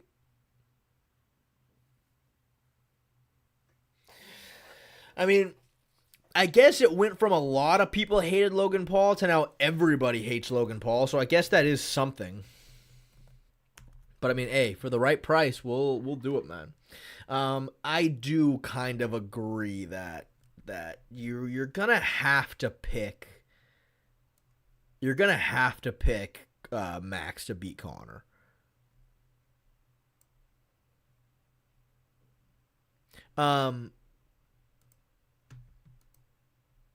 Jack Reese, thank you for the $5. Thoughts on Umar versus Jan? They have a somewhat similar skill set. Umar versus Petr Yan, they really don't, though. They really don't have that similar of a skill set. Not really. Not really at all. I mean, Umar's striking game is a shit ton of movement and footwork and being light on his feet and bouncing away from you and staying safe. He has very strong takedowns. He has good back takes, good back control. His submissions are all right, but he wants to get to your back with a body triangle. He has good like chain wrestling, but like his hands aren't the best. Whereas Piotr's like the exact opposite. Petr, very stationary, very tight high guard. Umar's game is to move and stay away and like, you know what I mean? And you fucking, slip and slide and move. Piotr's game is to cover up and walk you down and absorb punches and land counters. And I mean, they both shoot takedowns. I don't really think they're that similar though. On the feet, I favor Petr Yan a lot. And the reason I favor Petr is because Umar has been cracked and dropped a couple of times in his career. And again, it comes from the fact that, like I just mentioned, Umar is very like this on the feet, right? If you move forward with punches against him, he slides away and jumps away and moves like that. But if you do back him up to the fence and you pressure him, all of a sudden this doesn't work that well, And that's where I foresee someone like Petr going body shot, headshot, cracking him. For sure. I see that. We've seen him get dropped a couple of times from shots like that. Piotr, on the other hand, though, because he's so stationary, you can get to his hips sometimes, or a lot of times. You can get to his hips. His takedown defense looked improved against Merab, but he still got taken down a few times. And what saved him is that Merab just can't get on your back. Like, Merab has nothing really outside of a takedown unless he's fighting Sean O'Malley, who's not that good of a grappler. He's good, but he's not that good. Outside of that, Piotr just kept turtling, giving up his back, standing up, fighting the hands. You can't turtle against Umar the same way. You can't. Umar will take your back with a body triangle. Umar is not as good as Aljo, but he is good from there. I feel like when I line up everything, I'm going to give Piotr the slight edge. I feel like Umar has a bigger weakness to be taken advantage of on the feet in terms of, again, having such a floaty movement-based style. I think Piotr's gonna pressure him, and then Piotr will light him up when he gets him backed up. Whereas I can see Umar getting on the back of Jan and that being a big problem, but I just don't. I think it's harder for him to do that consistently over 5 rounds. Whereas, you know what I mean? But it's interesting, though. It's interesting. I think Umar can win, for sure. Thank you for the $2. I can't see your name. Off topic, but Jan just sent aid to Dagestan? Why? What happened in Dagestan? What happened there? What is there to send aid for?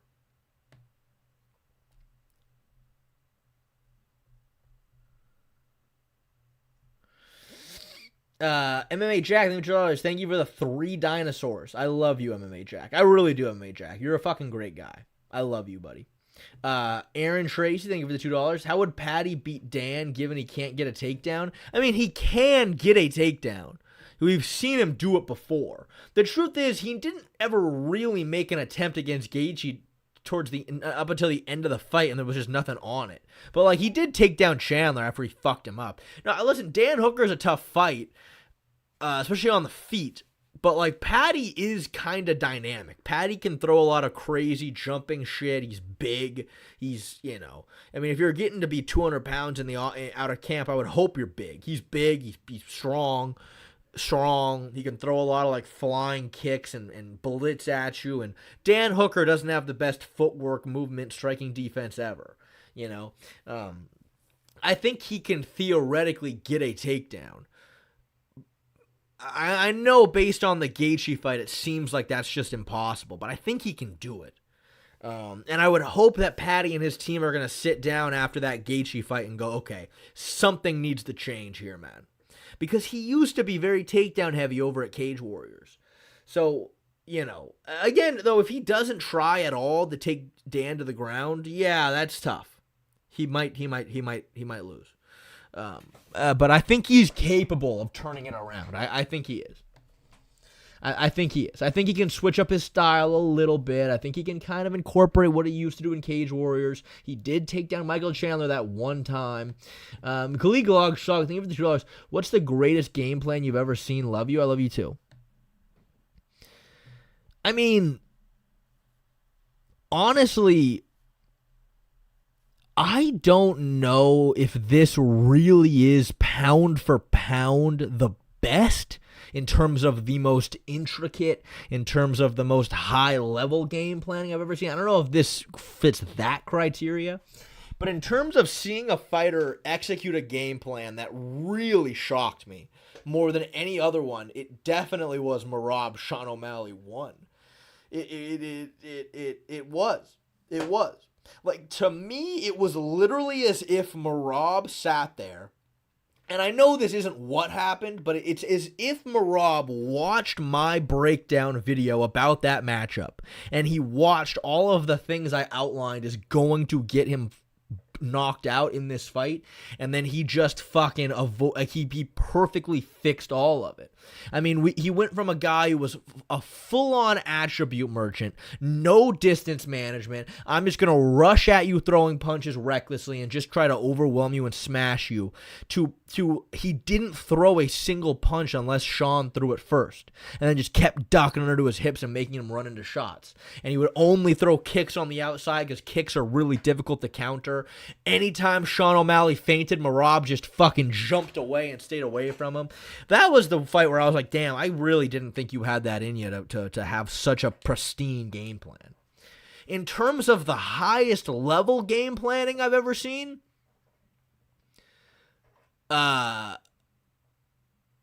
maybe Pyotr Merab too. I mean, I know that Pyotr's coach talked about how they had a literal entire, like, I don't even know what you would call it, but they had, like, you guys have probably seen it, like, it's when they're like, it's like you have three options. It's like, is he going to go for a takedown? Yes, then here. No, then here. Is it a single leg? Then here. Is it a high crotch? Then here. Is it a double leg? Then here. Like, he literally, like, scientifically broke down, like, exactly what they were going to do to every single type of takedown. In terms of, like, actually the highest level game planning, maybe that one. But still, that fucking, man. How Merab went from, like, an actual intelligent, well-prepared fighter. Like, he went from having never any game plan ever and just being a wild motherfucker to literally having the perfectly designed game plan to beat Sean O'Malley that I'd have ever seen. That's probably the craziest. Shoka, thank you for the $5, Shoka. I love you so much, buddy. I really love you, dude. You know how much I love you. Thank you. That really helps me out, bro. And Tony St. Mon, leave the $2 Canadian. It's funny how Umar is quiet now that Jan is champ. That is interesting, right? You don't really hear from him. Yeah, you don't really hear from him. You don't really hear from him. That is true. He was very vocal, and then all of a sudden he wasn't vocal at all. That is true. Yeah, yes. A flow chart. Yeah, a flow chart.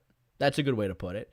I don't know if it's I don't think having a flow chart's the bare minimum. Not really.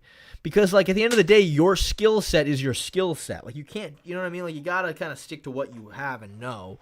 And most of the time, no, you're not going to have listen, I've been around my fair share of MMA gyms. I've been through my own fight camps. You don't have a fucking flow chart. You don't go that deep into it.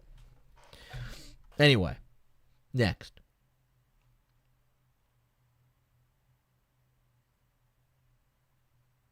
I mean, God, BJ Penn's got to be up there because he's straight up, like unlike pretty much anybody else on here, he's, like, actually lost his mind. And that's really sad.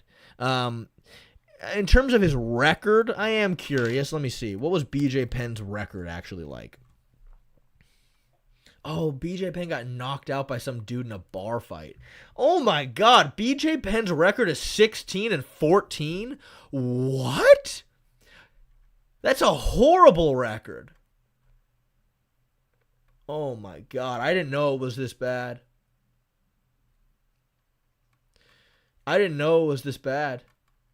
Wow. He fought Lyoto Machida? I actually did hear that, but I forgot. Lyoto Machida is like a borderline heavyweight. That's crazy. He fought at 145 and he fought Lyoto Machida. That's crazy.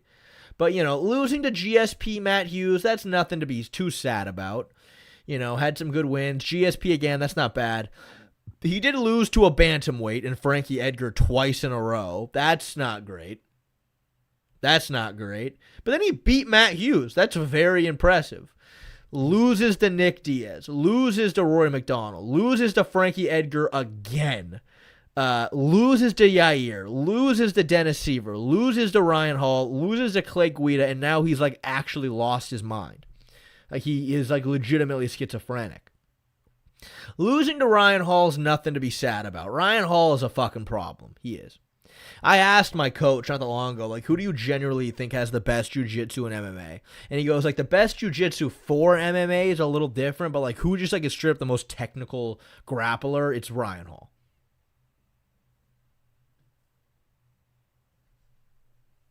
And I kind of agree with that. But, yeah, that's pretty bad, man. Yeah, that's terrible. He's at the very tip top. All right, next.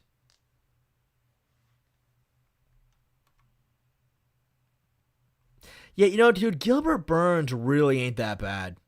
Gilbert Burns isn't that bad. Gilbert Burns, again, he got old. Mike in the Mike Mallet fight, he definitely looked like he had lost a step. Didn't look as strong, didn't look as fast. That's all fair. But prior to that, man, he fought fucking Murderers Row, bro. I mean, let me see. He fought very high level guys. I don't feel like there's anything to be that upset about here. Like, you know what I mean? Like, come on. Fucking losing to Usman, nothing to be sad about. Taking Khamzat Chimaev to a really close decision, nothing to be upset about. A couple of, fine wins. Bilal's a tough fight. Jack Della Maddalena's a tough fight. Sean Brady's a tough fight. Michael Morales is elite. You know what I mean? There's nothing that bad here. Just got a little old. There's no, like, severe fall off here at all. Not even a little bit. Jorge Masvidal is an interesting one as well because Jorge Masvidal is just fucking. I'll tell you what. I think the biggest fall off he probably had was, the fact that he got this tattoo. This is actually maybe one of the worst tattoos I've ever seen. And bro, Masvidal is a millionaire, bro. Why did he get this? Like, who did this tattoo? Who did this tattoo? Who did this? It looks like someone's wearing fucking parachute pants. And why does he have like 5 infinity stones around it? Like, I just don't understand I really don't get it. I don't understand what any of this means. I don't get it. Is that Avatar? Maybe. Are these like all the why does he have the infinity stones here? And by the way, this isn't even an infinity stone. These look like infinity stones. This looks like the time and the whatever This is just I don't know, man. But Masvidal in general, he's just one of those guys that unfortunately was never as good he wasn't as good as his star power kind of made him seem to be. I hate to say it, right? Listen, the Darren Till win, great. Though Darren Till was just like, this was the fight that Darren Till went blind cutting weight for. Darren Till's weight cut was horrific, and huge weight cuts, it takes away your girth. When you cut a ton of weight, that's how you end up like middleweight Poeton. And, the lack of girth makes you more vulnerable than knockouts. Regardless, though, this is still a solid win. Ben Askren, he did set up an amazing Hail Mary attack. Like, the singular flying knee was a great weapon, but let's be honest, guys. Let's be honest. Ben Askren was going to fucking grapple fuck him, probably. Right? I mean, can we just call a spade here? I don't think Jorge Masvidal was beating Ben Askren outside of landing that knee, and I really hate to say it. I hate to say it.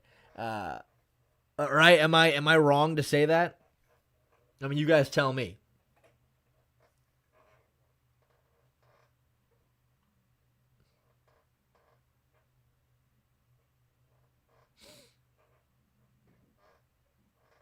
But, regardless, Nate Diaz, very solid win. I mean, look, the fight did end via a cut, but it's a good win. But again, guys, Nate Diaz is not elite. Nate Diaz has never been elite. Nate Diaz, his entire career got built off of, he got very fortunate that he, as a welterweight, was able to fight a featherweight in Conor McGregor, who, Nate Diaz is already a very tough fight for Conor McGregor because he's extremely durable and has extremely good cardio, but he also was a goddamn welterweight. And someone's going to say, no, he was a 55er back then. He was a 55er that could not make 55, and that's why they fought at welterweight. And he never fought at welterweight ever again. Regardless, he's not an elite fighter. And then, he just loses to guys who are actually really good. It's a fall off for sure. But again, I don't feel like his skill level ever was at the same level of his ability. I'm going to say not great. Nate did beat Pettis. I'm not saying Nate was bad. I'm just not saying that Nate was elite. Right? I think we can all agree on that.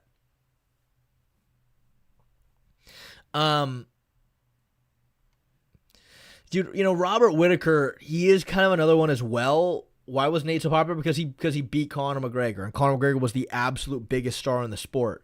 But again, it is crazy to me. And again, like, truthfully, when Nate fought Conor McGregor, I was not a fan of the sport at all. I heard about that Conor McGregor lost. I was not a fan of the sport at all. But it is crazy to me that, like, everybody was so blown away that Conor lost at the time. But, like, literally, it's like, well, dude, he is a featherweight. He's a featherweight who's fighting a fucking welterweight. Like, that's hard, man. That's really tough to do. But, that's regardless. Whittaker is kind of one of those guys again, man, that, like, I don't think his skills ever fell off. I just think the division evolved. I think that, let's be real, man. Robert Whittaker, let's just look at his record. Robert Whittaker was taking Kelvin Gastelum to like a decent decision back in the day. The division's moved on. The division's a lot higher level than it used to be. The division that like him and Adesanya used to rule over, that ain't the same division anymore, bro. Paulo Costa ain't there no more, man. Again, if it wasn't for Adesanya, Whittaker'd probably be the greatest middleweight of all time, maybe. But, right? He beats Darren Till in a close decision, beats Cannonier. Kelvin Gastelum, they have a somewhat competitive fight. Loses to Izzy again. People think he should have won this fight. Marvin Vettori, fine. But then you see, Dricus du Plessis, different level fighter. Dricus du Plessis, you cannot compare to these guys prior. Ikram Aliskerov, that's a gimme fight.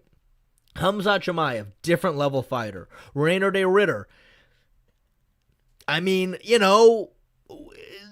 different level fighter, but even he, I feel like, down at 185, can't really compete with those guys right now. I think the weight cut was too much for him, regardless, whatever, right? The Kai Barallo fight wasn't an amazing showing for him at all, I don't think, at least, but even he, I think, is a slightly different level fighter, honestly. The division moved on from these guys. And it's not that Whittaker's not that good, but the division just moved on.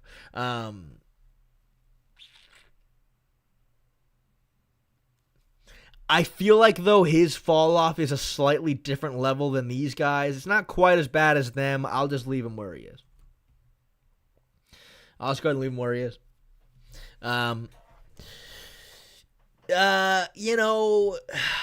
Dominic Reyes, man. Dominic Reyes was never that good. But we all thought he was that good because of what he did to John Jones. But the problem is, man, as casual fans aren't aware of, every single matchup has nuance. Every single matchup is just kind of stylistic, pretty much. But like in terms of like a raw skill set, he's not that good. He's an athletic, quick boxer with good takedown defense. And believe it or not, that actually matches up very well to John Jones. But give Dominic Reyes fucking anybody who has power and has somewhat decent striking ability. His striking defense is so bad, man. It's so bad. But again, in my mind, he was never that up. Even after the John Jones fight, I was like, well, I never looked at him like he was truly a different level fighter, really. And obviously that got shown with his 4 knockouts in a row post that. Though I do feel like it belongs up here with Jamahal Hill. Who can do that to Johnny Walker? That is a good question. Dractor, thank you for the 2 pounds. Add Izzy, please. I'm sorry, man. It's got to be at least $3, Dractor. It's got to be. It can't, not only for 2 pounds, man. If I just let people add whoever they wanted for $2, this list would fall into anarchy, man.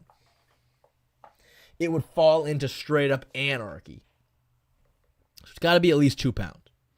When did I start watching the UFC consistently? Dude, the first event I ever watched was Conor versus Khabib. It's the first event I ever watched. Like, live. I had seen MMA before, but like I was never a fan of it at all. I was never a fan of MMA until that. But I fell in love immediately. Like, immediately, I just fell in love with the sport. Anyway, Moving on.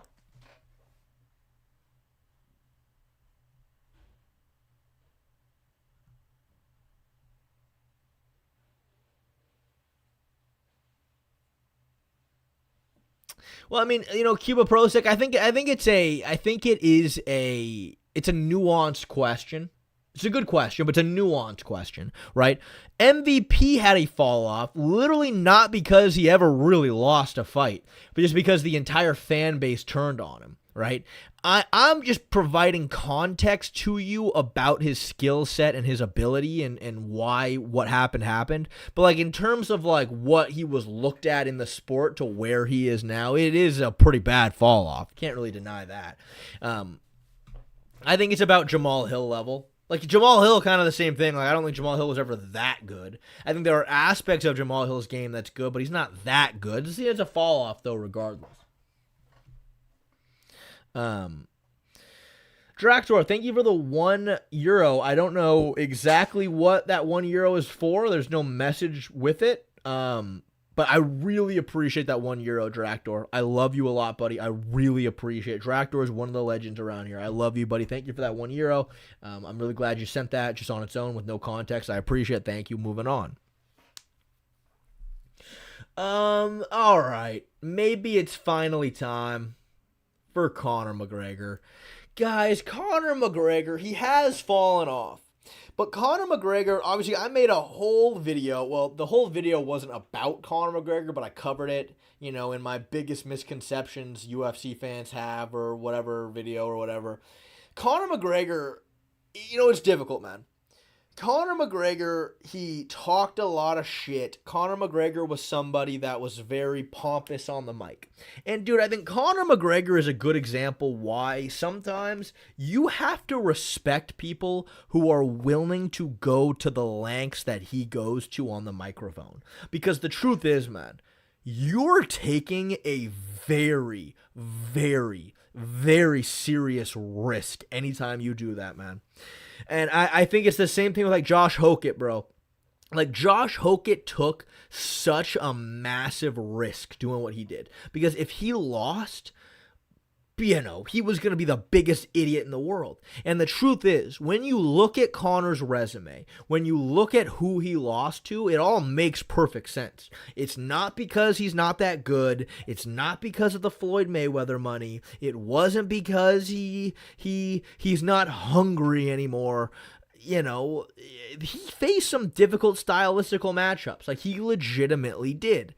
But because of how much that he built himself up, because of the persona that he built for himself, those losses ended up kind of tanking his reputation in terms of MMA fans. You know what I mean? Like, dude, Dustin Poirier up at 155 is always going to be such a tough. I don't think Conor ever beats. I think he can. I shouldn't say that. He can beat Dustin at 55, but that's a tough match, man. That's tough. Dustin Poirier's got really good cardio. Well, Dustin Poirier can push for 5 rounds. We've seen him do it before. He's got good counters. He was bigger than Conor by a big margin. He was 183 on Fight Night against Conor. Conor was 171. Again, right? Conor McGregor was killing himself to make 45. So he moved up to 55 to then fight Khabib, who was killing himself to make 55. Like, Conor was not that big at 155. I've met Conor McGregor. He's a small guy, bro. He's not that big. He really is not. His power was never the same, and again, right? It makes sense why he lost. Those fights are always going to be tough, but he built himself up to such a level that, that's why it's such a huge risk. Because you have some tough losses against elite competition, and now it's like, oh my God, Conor McGregor, fucking that Floyd Mayweather money, man. Oh my God, we you know what I mean, But he's a small man. I did meet Conor. He signed a T-shirt for me. I have the T-shirt. He signed it for me. It's funny because he kind of messed up the signature. Like, I was standing there and I brought a clipboard and then he went to sign it. But you know how like the T-shirt kind of snagged and he messed up his signature? And then he messed it up and he stared at it for a second and then went, all right, and just handed it to me and I was like, thanks. But he fist bumped me. He walked up and went, he was not on coke. He was in training camp for the Nate Diaz fight. For the third Dustin Poirier fight. And you know what's funny? I remember because he had a private gym right by my house. I've said this story before, but he had a private gym right by my house. God, funny enough, somebody DM'd me. Like a buddy of mine went, dude, I found out Conor, he rented this warehouse, training here, blah. So then I went there. I was waiting for him. But I remember you can kind of see through the gate him training. And I remember after training, he came down. He sat on this like kind of chair outside, and I saw him put his ankle into a tub of ice. And I remember thinking, I didn't really think anything of it at the time, but he put his ankle in a tub of ice. Then that fight happened, and that was the ankle that snapped in half because he was hurt the whole time. But anyway, regardless, right? He certainly, I would say his fall off ended up being pretty bad, even though I don't think that it should have been. I think it ended up not being, in terms of the UFC fans' outlook on him, it was pretty bad, even though I don't think it should have been. I really don't think it should have been. Fluke Merchant, thank you for the $2. How was Dustin smaller at 45 but bigger at 55? Well, I mean, he's just frame. He just, he does have a bigger frame than Conor McGregor does. Like, for Conor, like, you look at his hips. His hips are so narrow and small. Whereas, Dustin, like, I remember listening to, I believe it was the Joe Rogan podcast it was John Kavanaugh and Conor's nutritionist was on there. And his nutritionist at the time worked with tons of UFC fighters. He was saying, he goes, one of the toughest guys we've had to work with was Dustin Poirier. Dustin Poirier was 180 pounds a week out from, a week out from a fight at featherweight, and we got him all the way down to 145 or something like that. He said that story. And, it's just, this is what it is. Conor just naturally had a bigger frame. He was killing himself to make 45. So was Conor.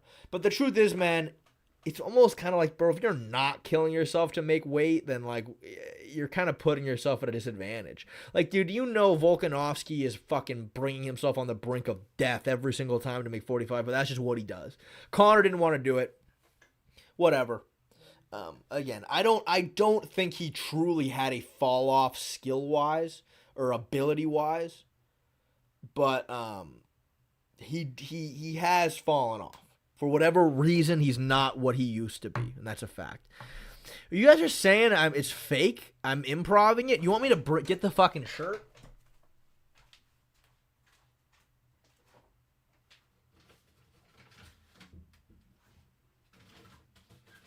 Wait a second. Oh, hi, babies. Oh, hi, Mia. Hello. I'm finishing up a stream right now. Would you like anything from Alejandro's? Alejandro's? Maybe a #1 breakfast burrito? Do they still serve breakfast? Yeah, they do breakfast only. Okay. Where's my Conor McGregor shirt? Isn't it hanging up? Yeah, that's what I thought, but I don't see it.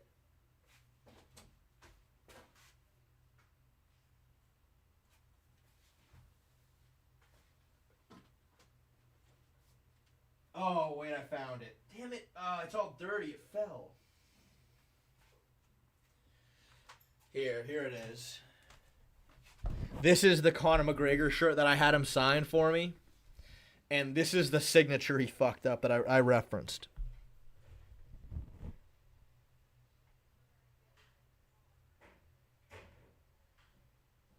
You see it? You see it. He kind of, like, he snagged it. Like, you see the parts where the pen kind of messed up. And I remember he stared at it and went, all right. Oh, I can take this a whole nother level. I can take this to a whole nother level, by the way. I can pull up. Conor posted on Instagram. And I'm in the background of the photo. And I'm holding this fucking t-shirt. I'm not going to pull it up right now because it's going to take me time to find. But I couldn't do that. I can literally do that. All right, next. Damian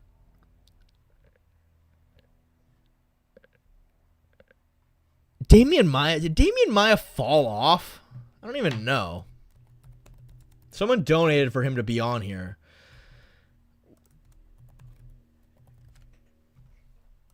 $28-11. That's a fucking solid record.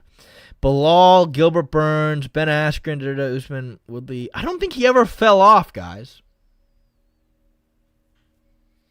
I don't think he ever fell off. I mean, these are tough fights. These two are really tough fights. He has some wins. Ben Askren's a good win. Usman, yeah. Colby, Tyron. These are tough fights, bro. These are tough fights. Yeah, I don't. He's gonna go at the very bottom. He didn't fall off at all. Not even a little bit. I don't even know why anyone donated for him to be on here. Oh my god, way too smoky. Thank you for the $10. Rewatching Dustin and Max 2, and Dustin versus Conor 2, then Max versus Ilya, then Volk versus Ilya. Dustin counter punches Ilya badly and KOs him in round 2 like Ilya. Ilya is too susceptible to straight, Dustin's hardest punches. Yeah, he also has the calf kick. Dustin could calf kick Ilya a lot. Like the way that Conor approached the no. Dustin's what am I saying? No, Dustin's a southpaw. He can't calf kick Ilya. My bad. No, he's a southpaw. He couldn't do that. But I could foresee that. I think that Dustin in general is, he's a very good counterpuncher, good boxing. That's not an easy fight for him. For Ilya, at least. There's danger there for sure. But maybe Ilya, shoot a couple of takedowns on Dustin and then start feinting the takedown into some overhands and stuff, mix it up a little bit better. Again, it's tough, but I just think that in general, right, having pure boxing exchanges back and forth with Dustin Poirier, generally, I'm not saying Ilya would lose that. But what I am saying is you're playing into the best aspect of Dustin's game. So different stances equals bad calf kicks? Well, no, he was able to land the calf kick on Conor because they're both southpaws. But Ilya's orthodox. So the way they're standing, there's no outside calf kick because they're both, to land the outside calf kick, you got to land to the outside. But you can't do that unless it's off the lead leg. But Dustin's very stationary. He doesn't move that well. If Michael Chandler's landing overhands on him, Ilya can probably crack him. Listen, I might favor Ilya. Straight up. Maybe. I don't know. I just think that in general, Ilya would be playing Dustin's game to just have boxing back and forth straight up. Parker, thank you for the $5. I love you, Jay. Is Tony going to be on the list? I don't know. Do you want him to be? He could be for the right price. For the right price, we can negotiate Tony Ferguson on this list. Dustin Poirier specifically said himself against Michael Chandler, way too smoky. I remember this. Michael Chandler had Dustin hurt up against the fence, and then Michael Chandler just started going overhand. And Dustin said, he goes, dude, if you would have just mixed in a straight shot, you could have knocked me out. But he's I just kept seeing the hooks coming, so he rolled with it, and then eventually landed that counter shot. But so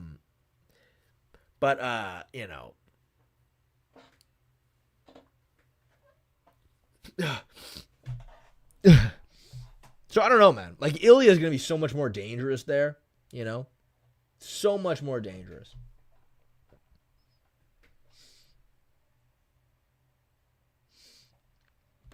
But anyway, yeah, Parker, thank you for the $5, buddy. I really love you. Tony's not on the list currently, but we can negotiate that if you would like. All right, next. By the way, when I say negotiation, I just mean it's typically $3 to add somebody, typically. All right, next. Dominic Cruz. Yeah, Dominic. Hi, Pepper. Dominic, I feel like he's in this category with all these guys. Izzy, I never received that extra $1 to add Izzy. That never happened. I did get $1 with no context to it.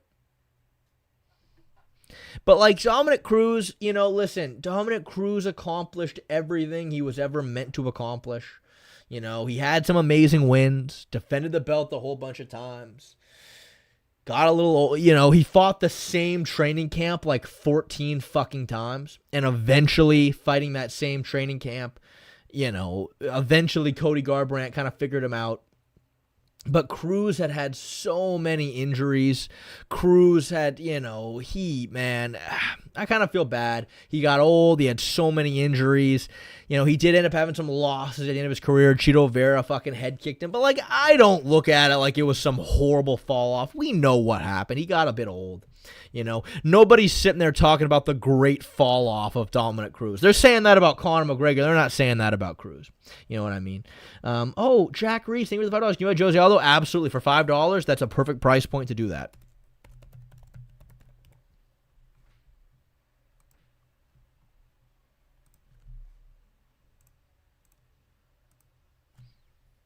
Guys, by the way, if Mia were to make a video right now, what do you want her to make a video about?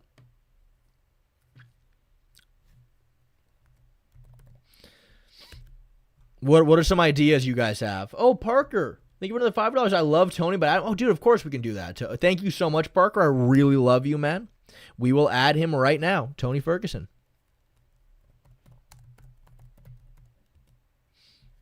Colt Killer, thank you for the $70. Can you add Izzy Anderson Silva, Colt Killer? You fucking got it, bro. You got it. Your wish is my command. Colt Killer, I love you a lot, buddy. How to talk to women, the harsh truth about MMA shit. Make a Coffee Zilla video on the scamming you've committed in the past. Oh my God, no, that would be interesting. That could be interesting. That could be really, really interesting. It'd just be hard to go, like, it'd be hard while editing that to have to go back and find all these, like, random examples of me, like, scamming the walk out of that glove and stuff. By the way, the walk is never getting that glove.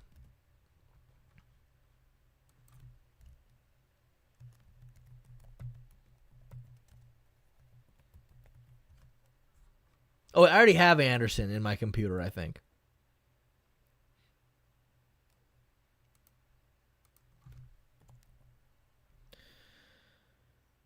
Tony.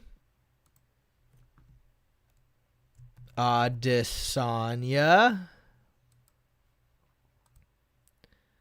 Who else? Aldo.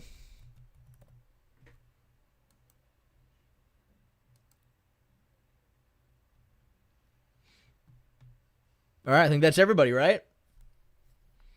I think that's everybody. Let me see. Thank you for the, I have no idea what currency that is, but thank you for it, Yatamagabi. What do you think about O'Malley versus Ilya at 145? Oh, O'Malley. Oh, Ilya destroys him, dude. Ilya fucking destroys Sean O'Malley. Purely on the feet, I think it can be interesting. But like, dude, Sean's getting double-legged and he's getting fucked up on the ground. Like, Sean really does not have a lot of girth down at 35. Up at 45, it's going to be 1,000 times worse for him. Let's go. MMA Guru, he has kind of, what's up with, he doesn't post anymore, does he? I haven't actually checked, but let me see.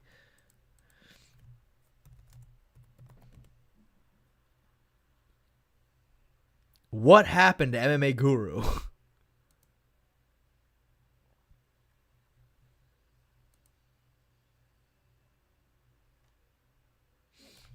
Hasn't posted in 10 days. I mean, dude, I don't know, man. The guy can use a break, bro. Like, I feel it. There's not a lot of stuff to talk about right now. Not really, at least. Unless you want to get, like, real creative or do fucking, Raul, can you add Adesanya? We absolutely can, Raul. You got it, buddy. You got it. We'll add him right away. In fact, there he is. He was already on here. You can add somebody else if you want. He was already on here. I mean, I don't know, man. There's not a lot to talk about. He's been grinding for such a long time. If anyone deserves a break, it's him. You know what I mean? Right? I don't know. I don't think it's that crazy. So, he didn't really fall off. I don't think. That's just me, though. Sam Lasconi, you're probably to remember, as an Ilya fan, I'm a little bit worried. I've never seen training videos of him training his guard. He doesn't really guard much. He likes pressure. He likes head movement. He doesn't really like. Yeah, Guru's rich, all right. Yeah, he's rich. Guru's probably made millions of dollars. Not like high millions, but like he's made a few $1 million probably. I would say. Like, $2-3 million maybe, something like that. I mean, his jiu-jitsu guard. Oh. Yeah, Ilya's a short, stubby little guy. He's not going to have like a really high-level guard game, man. He's not going to have that. But, yeah, I guess when Bryce Mitchell did take him down, he did struggle, in fairness. All right, next. Jose Aldo. Guys, Jose Aldo's another one. He didn't really fall off, man. Jose Aldo fought way, like, age-wise, he fought deep into his 30s, was always competitive. Kind of towards the end of his career, he lost some razor-close decisions he shouldn't have. The cardio definitely wasn't there against Ayman Zahabi, but it was still a competitive fight. He didn't fall off either, man. Not really. Scarlett against Hilo. Yeah, exactly, Diego Lopez's mullet. Exactly. Like, out of all the grappling things I like to see Ilya work on, his defensive guard's not my number one thing I'd want to see him really work on. But, hey, man, if Arman gets him there, man, he's in trouble. Beneil Dariush, man, it's just like Beneil Dariush was always solid, but Beneil Dariush's striking defense has always been awful. Always. And nothing has changed about his game other than guys are starting to take advantage of it. He's always had the worst fucking boxing defense I've ever seen in my life, always. Striking defense in general is so bad. He's so hittable. He always has been. And imagine being a moron who, when he's fighting Charles Oliveira, not at all taking into account for the fact that Charles Oliveira can crack and Charles Oliveira will probably knock him out. Imagine doing that. Thank God it wasn't me. Thank God I never did that, because I wouldn't be able to respect myself ever again if I made such a rookie error. But yeah, it's just terrible. Like Benoit Saint-Denis, you're clinching with this. You're literally occupying both of your hands out with this much space in between us. You're just asking to get clipped on the fucking chin. It's not good, man. But like in terms of what most fans think, he has fallen off a bit. I'm gonna go ahead and say very bottom of not great. He's not nearly as bad as the ones above him, but I think he believes there. Then you have the choice. Shay, he meant training his guard if he gets dropped. Well, it doesn't really matter how you end up in guard, but like, whether you get dropped, yeah, that'd be bad. Whether or not you just get double-legged, I mean, what's the difference? Like, how does one train their guard for if you get dropped? Like, I don't know. But it also depends on the matchup. Like, he's training for Justin Gaethje. You expect him to be working his guard game a lot. But again, he's such a stubby little short guy. Like, I don't know. Like, defensively, I don't know. Like, overhook, get your knees in, kick him away, get back to your feet. Like, that kind of stuff. Some get-ups from guard, maybe. That's why he was worried. I mean, fair enough. Again, I think that if Arman Tsarukyan, I've always said this, if Arman Tsarukyan gets Ilya down in guard, it ain't going to be good, man. That's not going to be good. That's going to be bad news. That's just a fact. And frankly, I don't really care how much he works on his guard. I think it'll always be that problem.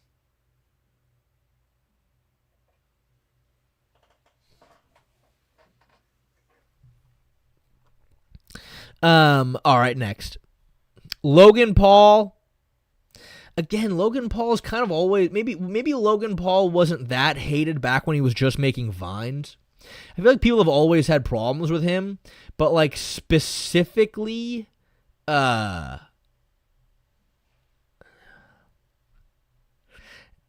I will say it does seem like nobody likes him anymore. Like, him suing CoffeeZilla is probably the most scumbag thing anyone's ever done ever. Now, people also don't like Dylan Dennis, so nobody cares about this, but him suing Dylan Dennis is also pretty scumbaggy, because Dylan Dennis made that fight huge with the shit talk. But, you know, yeah, I mean, in terms of, like, public perception, I don't think anybody likes him. But Logan Paul is one of the worst people I know. Do you guys know that Logan Paul, when him and Jake Paul were kind of having beef, Logan Paul fucked Jake's ex-girlfriend? You know that?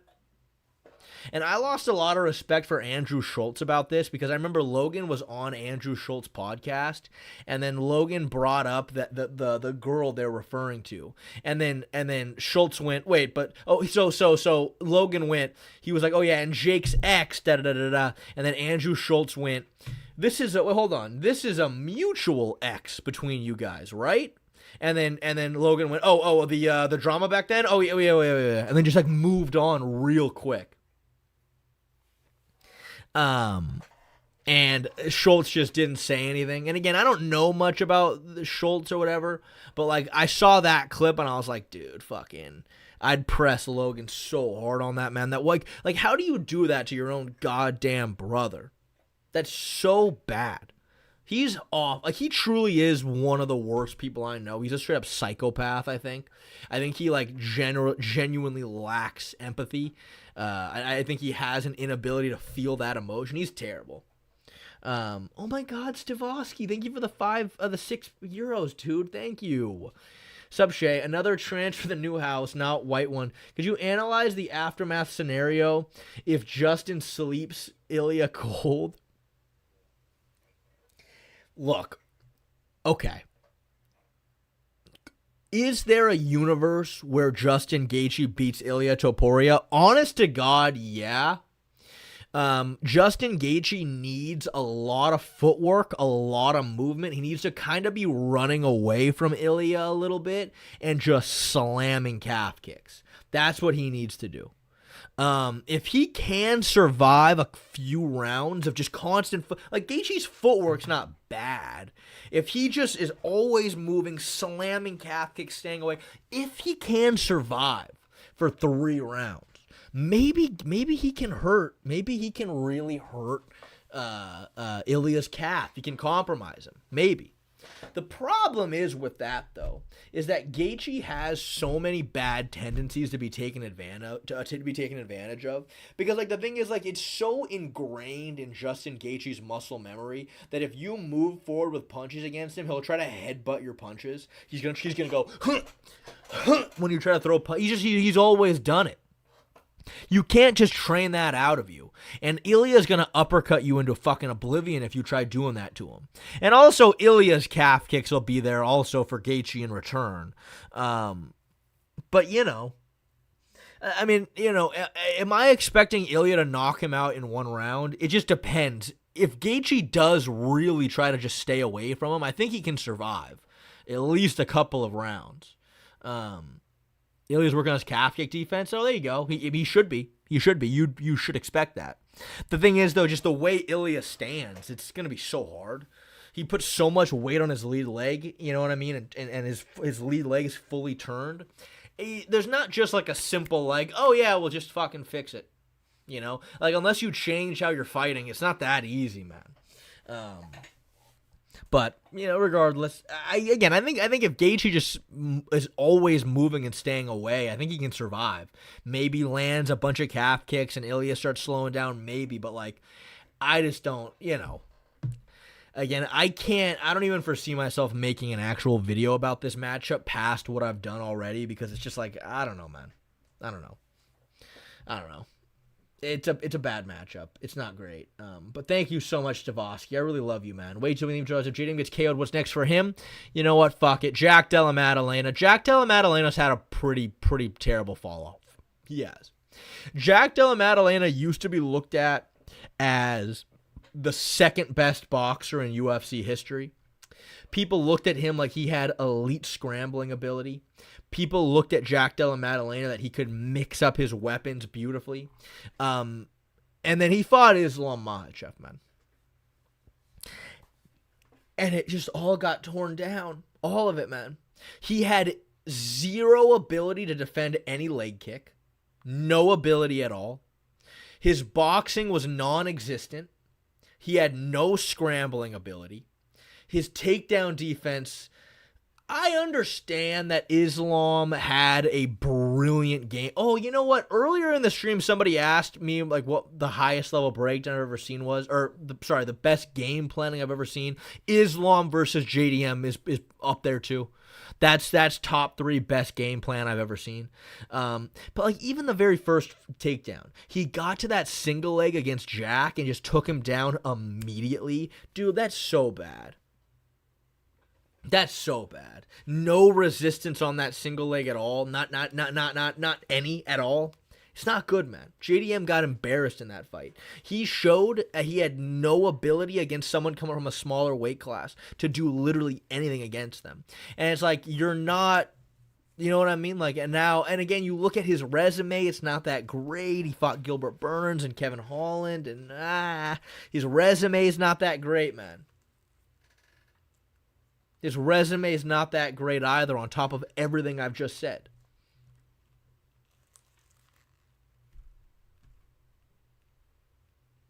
But it's not as bad as Paddy Pimblett. It's still not as bad as Paddy Pimblett. It wasn't great, but it wasn't as bad as Paddy Pimblett. Because again, like Islam, the game plan was just so perfect. And again, I don't expect Jack to be able to cause insane scrambles when Islam's the one just trying to wet blanket him with the underhook, you know? The way you're going to cause scrambles is if you get somebody's body weight shifting, and Islam just didn't, he didn't allow him to have that. Jack did try to jump over for that armbar round 2. That was bad off that throw. That was bad. I think he belongs there for now.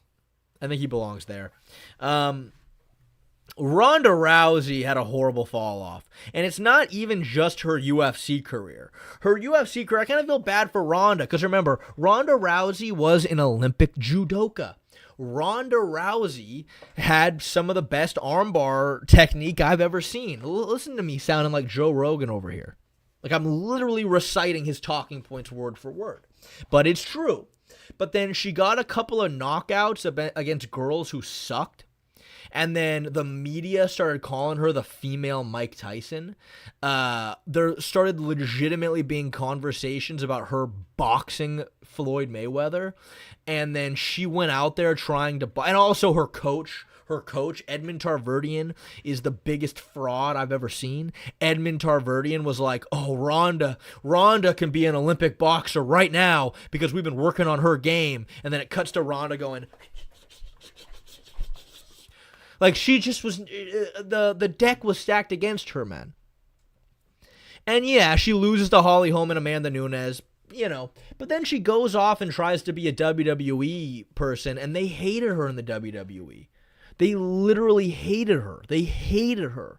Like, I don't even think they were trying to make her a heel, and they still hated her. Like, and all fans hate her. Like, she has no fans anymore. Everybody hates her. Everybody thinks she's this entitled fucking brat, which she kind of is a little bit. Yeah, I mean, I think for her, it goes past just her fighting. It goes past that. It's just not good. Oh, so JDM gets KO'd. What's next for him? Oh, just... I don't know. Maybe he tries to make a cut down to 55. I mean, again, JDM's about 190 on fight night. About 190. I mean, listen, dude. Fucking Renato Moicano is 182 on fight night. He's going to have to lose some weight. He's going to have to slim down a little bit. It's going to be a tough cut. But, I mean, if he does get knocked out, maybe he tries to go to 55. Maybe. We'll see. That might be just slightly too tough of a cut for him, but I think he might be able to do it. But yeah, he's going to have to just slim down. He's going to have to lose a good 10 pounds, Stravosky, thank you for the €6. Oh, I meant what would happen to the division if Justin sleeps him cold and he loses all of his aura, hypothetically. Okay. So, what's the aftermath of that? Well, I'd be sad because then we're not going to get Ilia Topuria versus Islam Makhachev. And as you guys know, I'm not that excited about that fight really up at welterweight, but like I'm excited for the views. That's what I'd be excited for because man, I could already foresee Islam Makhachev versus Ilia Topuria will not be close. That's getting 200K easy, man. That's one of the biggest fights in modern day UFC history right there. I'd be sad that doesn't happen. It would then Justin Gaethje is going to either fight Arman or Charles for the belt, and he's going to lose, which would be great because then Charles might have a chance of winning the belt. Then I think, if Charles wins, then Arman's going to fight him for the belt. If Arman wins, then Charles is going to fight him for the belt. That's not that bad. That's not that bad. I'll take that, man. I would honestly take that. It's not that bad at all. That'd be cool. Ilia, I don't think Ilia could recover from that. And again, I don't think it's completely impossible, truthfully. I think it's extremely unlikely. But like I can see if Gaethje just stays away from him and keeps slamming calf kicks, maybe, and he's able to survive to the later rounds, maybe he can just kill Ilya's movement, maybe. I think it is like, it's in the realm of like conceivable things. I'd be fucking shocked, don't get me wrong. But I don't know, man, maybe it wouldn't be that bad. Maybe Charles can win the belt again. Oh my God, Carlos Condon Enthusiast. Thank you for the $10. Damn, Carlos. I really appreciate that. I called you Carlos even though you're the Carlos Condon Enthusiast. My bad. I love you, buddy. That's crazy. Shane, you had Delonte West. Hopefully you have the ball knowledge and yourself onto this tier list. I have not fallen off. Way too small name jars. Burns said JDM punched him the hardest of everyone. Yeah, I'm calling shenanigans on that. Burns has been rocked and knocked out on the feet. JDM never rocked him or hurt him with a punch. Maybe it was the hardest because he wasn't getting knocked out, so he fully felt it. But like a shot that's going to drop you and knock you out, you don't really feel it. You know? Deontay West? Oh, this guy. Oh, the homeless guy. Yeah, this is sad. This is sad. He's homeless now. And he talked about how he helped his family out. He sent all of his family to college and stuff. And yeah, that's sad, man. That's really sad. Oh, I feel bad even talking about it.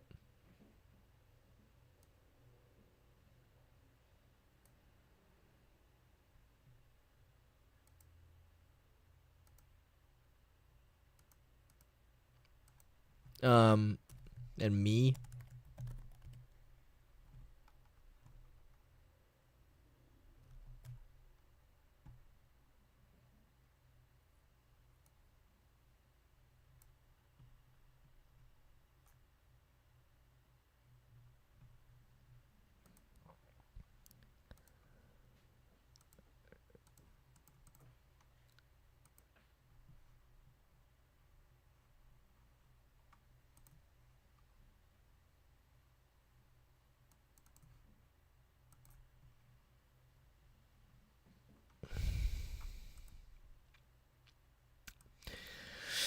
Adesanya's fall off was so bad that everybody is just convinced that he's completely washed and he is nowhere near the same ability as he used to be at the prime age of 36. That's how bad his fall off has been.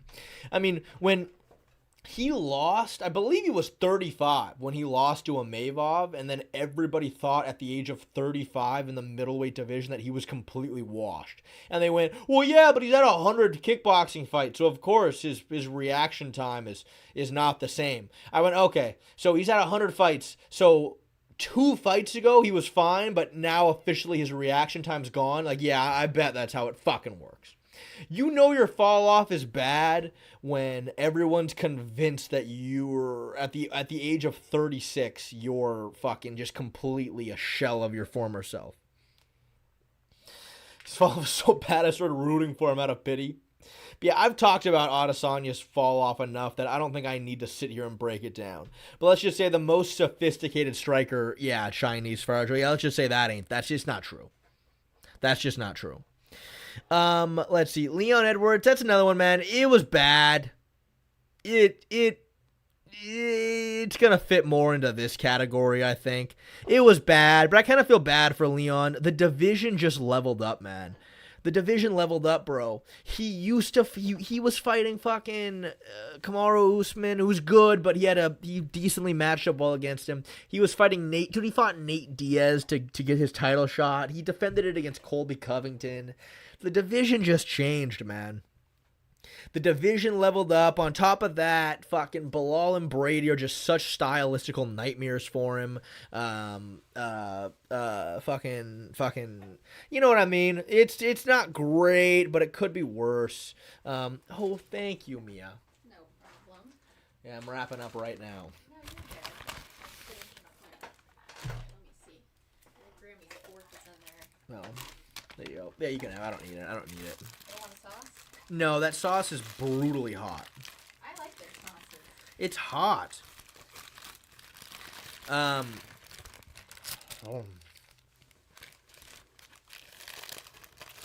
Yeah, Mia's here.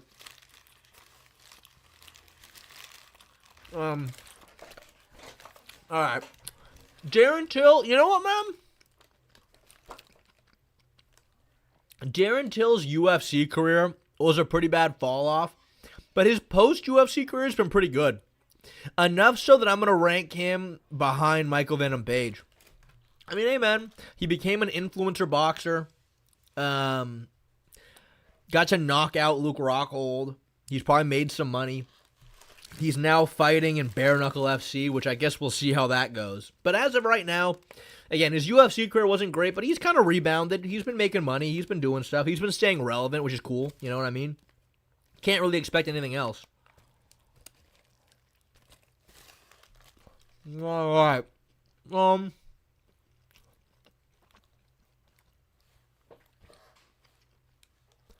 Henry Cejudo's is horrible. Henry's is horrible, man. Horrible. Henry Cejudo legitimately, like, after he beat Dominic Cruz, he had such a nice little nest egg to sit on. He was a double champ.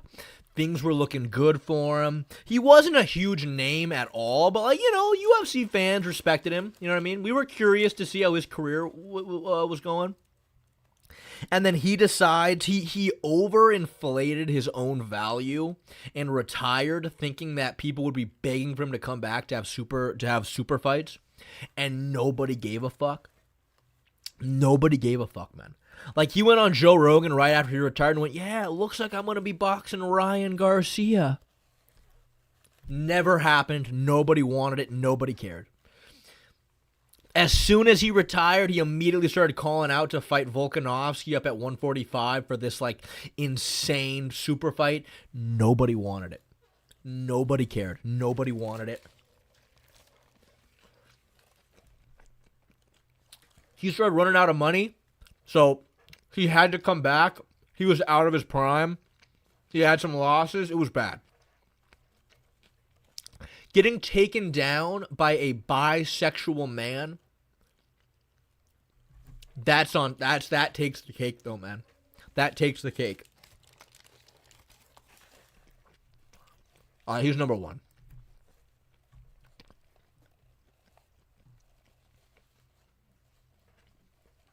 Cody Garbrandt.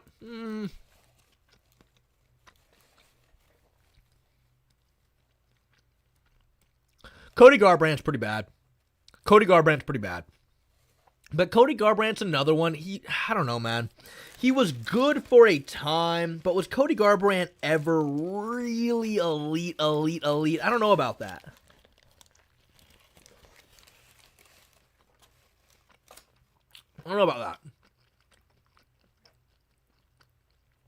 He was fast. He was powerful. He ripped a lot of right hands. But the division is so leveled up since then, man. He had that one great performance against Dominic Cruz that came from the fact that his team had fought that camp about 1,000 times. Or his team fought Cruz 1,000 times. Since then, I don't know, man. I don't think he was ever that good. Tony Ferguson, I'm gonna say again. I don't know, man. I'm gonna say at the very top, pretty bad. It was bad. It was really bad. But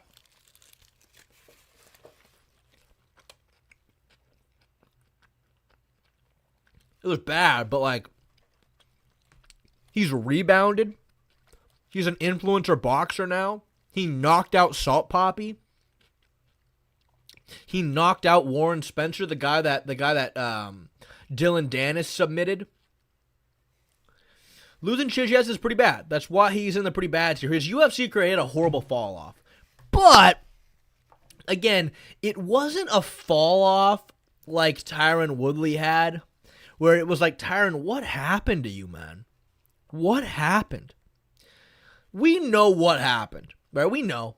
After about his third, once he lost to Oliveira, it was kind of like, yeah, all right. Yeah, he's going to lose every fight forever now. You know what I mean? He dropped Michael Chandler. You know what I mean? That wasn't that bad. He then got fucking front kicked. I don't know, man. I don't know. It's bad. But he just got old, Could be worse. You could have been Ronda Rousey or Luke Rockhold. Like, it's getting old really that bad. But yeah, people used to think Tony had an elite guard game. He never did. Ever. Charles Oliveira would always just stunt on Tony on the ground because he's actually classically trained. Colby Covington, yeah, Colby, he's also pretty bad. People used to think Colby was elite. And the truth is that, again, similar story. The division leveled up around him. He got old. Had some losses. To the point now the UFC doesn't really care about him. They didn't even put him on the White House card. They don't even care about him anymore. That's a pretty big fall off. I mean, he's the Trump guy. He's the Trump guy. And not even Donald Trump. Donald Trump requested for Derek Lewis to be on the White House card. Donald Trump straight up formally requested they add Derek Lewis to the card. But the one guy that's been glazing you for years, you don't even ask about, man. That's the worst of it. But yeah, welterweight got really good very quickly.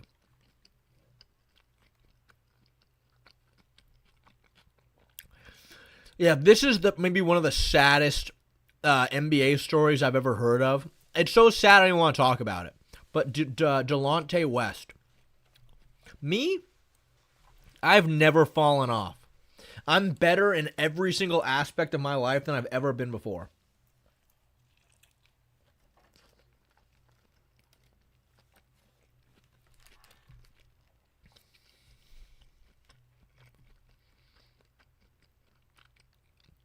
There you go.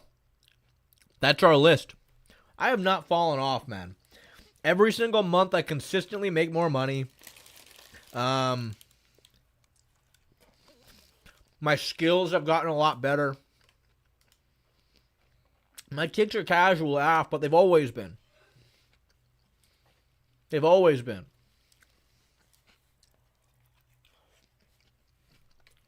There you go. This was a good tier list. I'm glad we did it. I knew we'd have a fun time with this.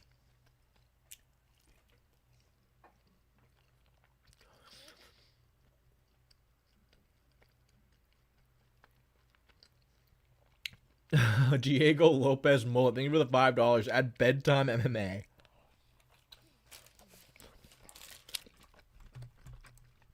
Now, Bedtime has probably done the opposite of falling off. He's like a legit, like, God damn it. Bedtime is like, if anything, like blown up. Bedtime's like a legit, like, he's really famous.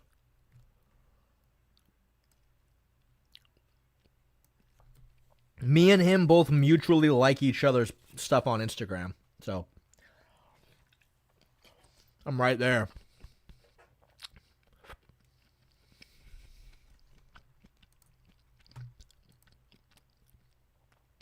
Easy E, 47 they judge. How washed was Tony before he fought Dariush?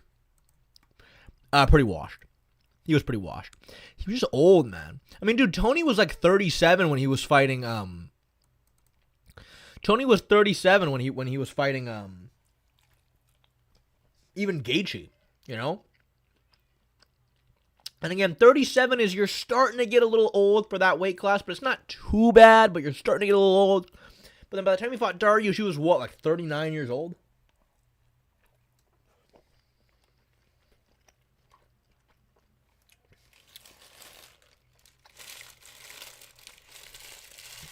But Dariush is just more technical than him, you know? But he was just old, man. Bedtime, yeah, he's fallen off a little bit more than me, but, like, not really at all. Not really at all.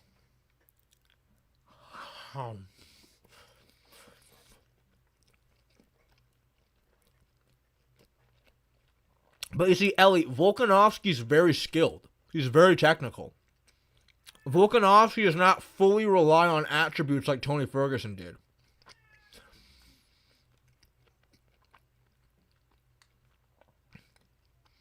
.37's getting up there.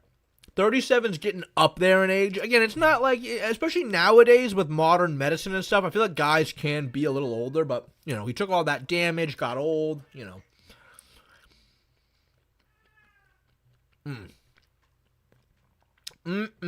That was good. Well, all right, guys. I mean, I guess that's all we got for today. Let me just make sure someone did donate a little bit a while ago, and I want to make sure that I didn't want to make sure I didn't scam anybody because I kind of feel like I might have.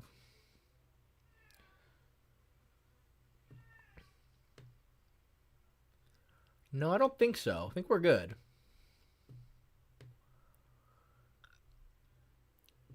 I think we're good.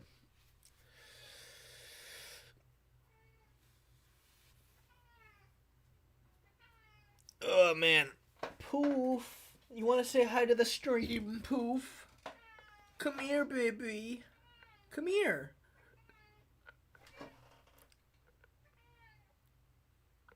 Come here, Poof.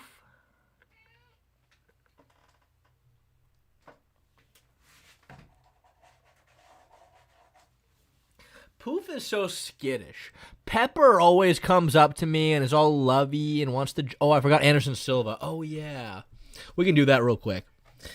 Pepper always comes up and loves me and rubs up on me, lets me pick him up, but Poof always runs away. All right, guys. Last one. Anderson Silva. Hey, Anderson Silva, I would say not great, because his UFC career didn't end the best. I have two cats. But, dude, he's rebounded so well in boxing.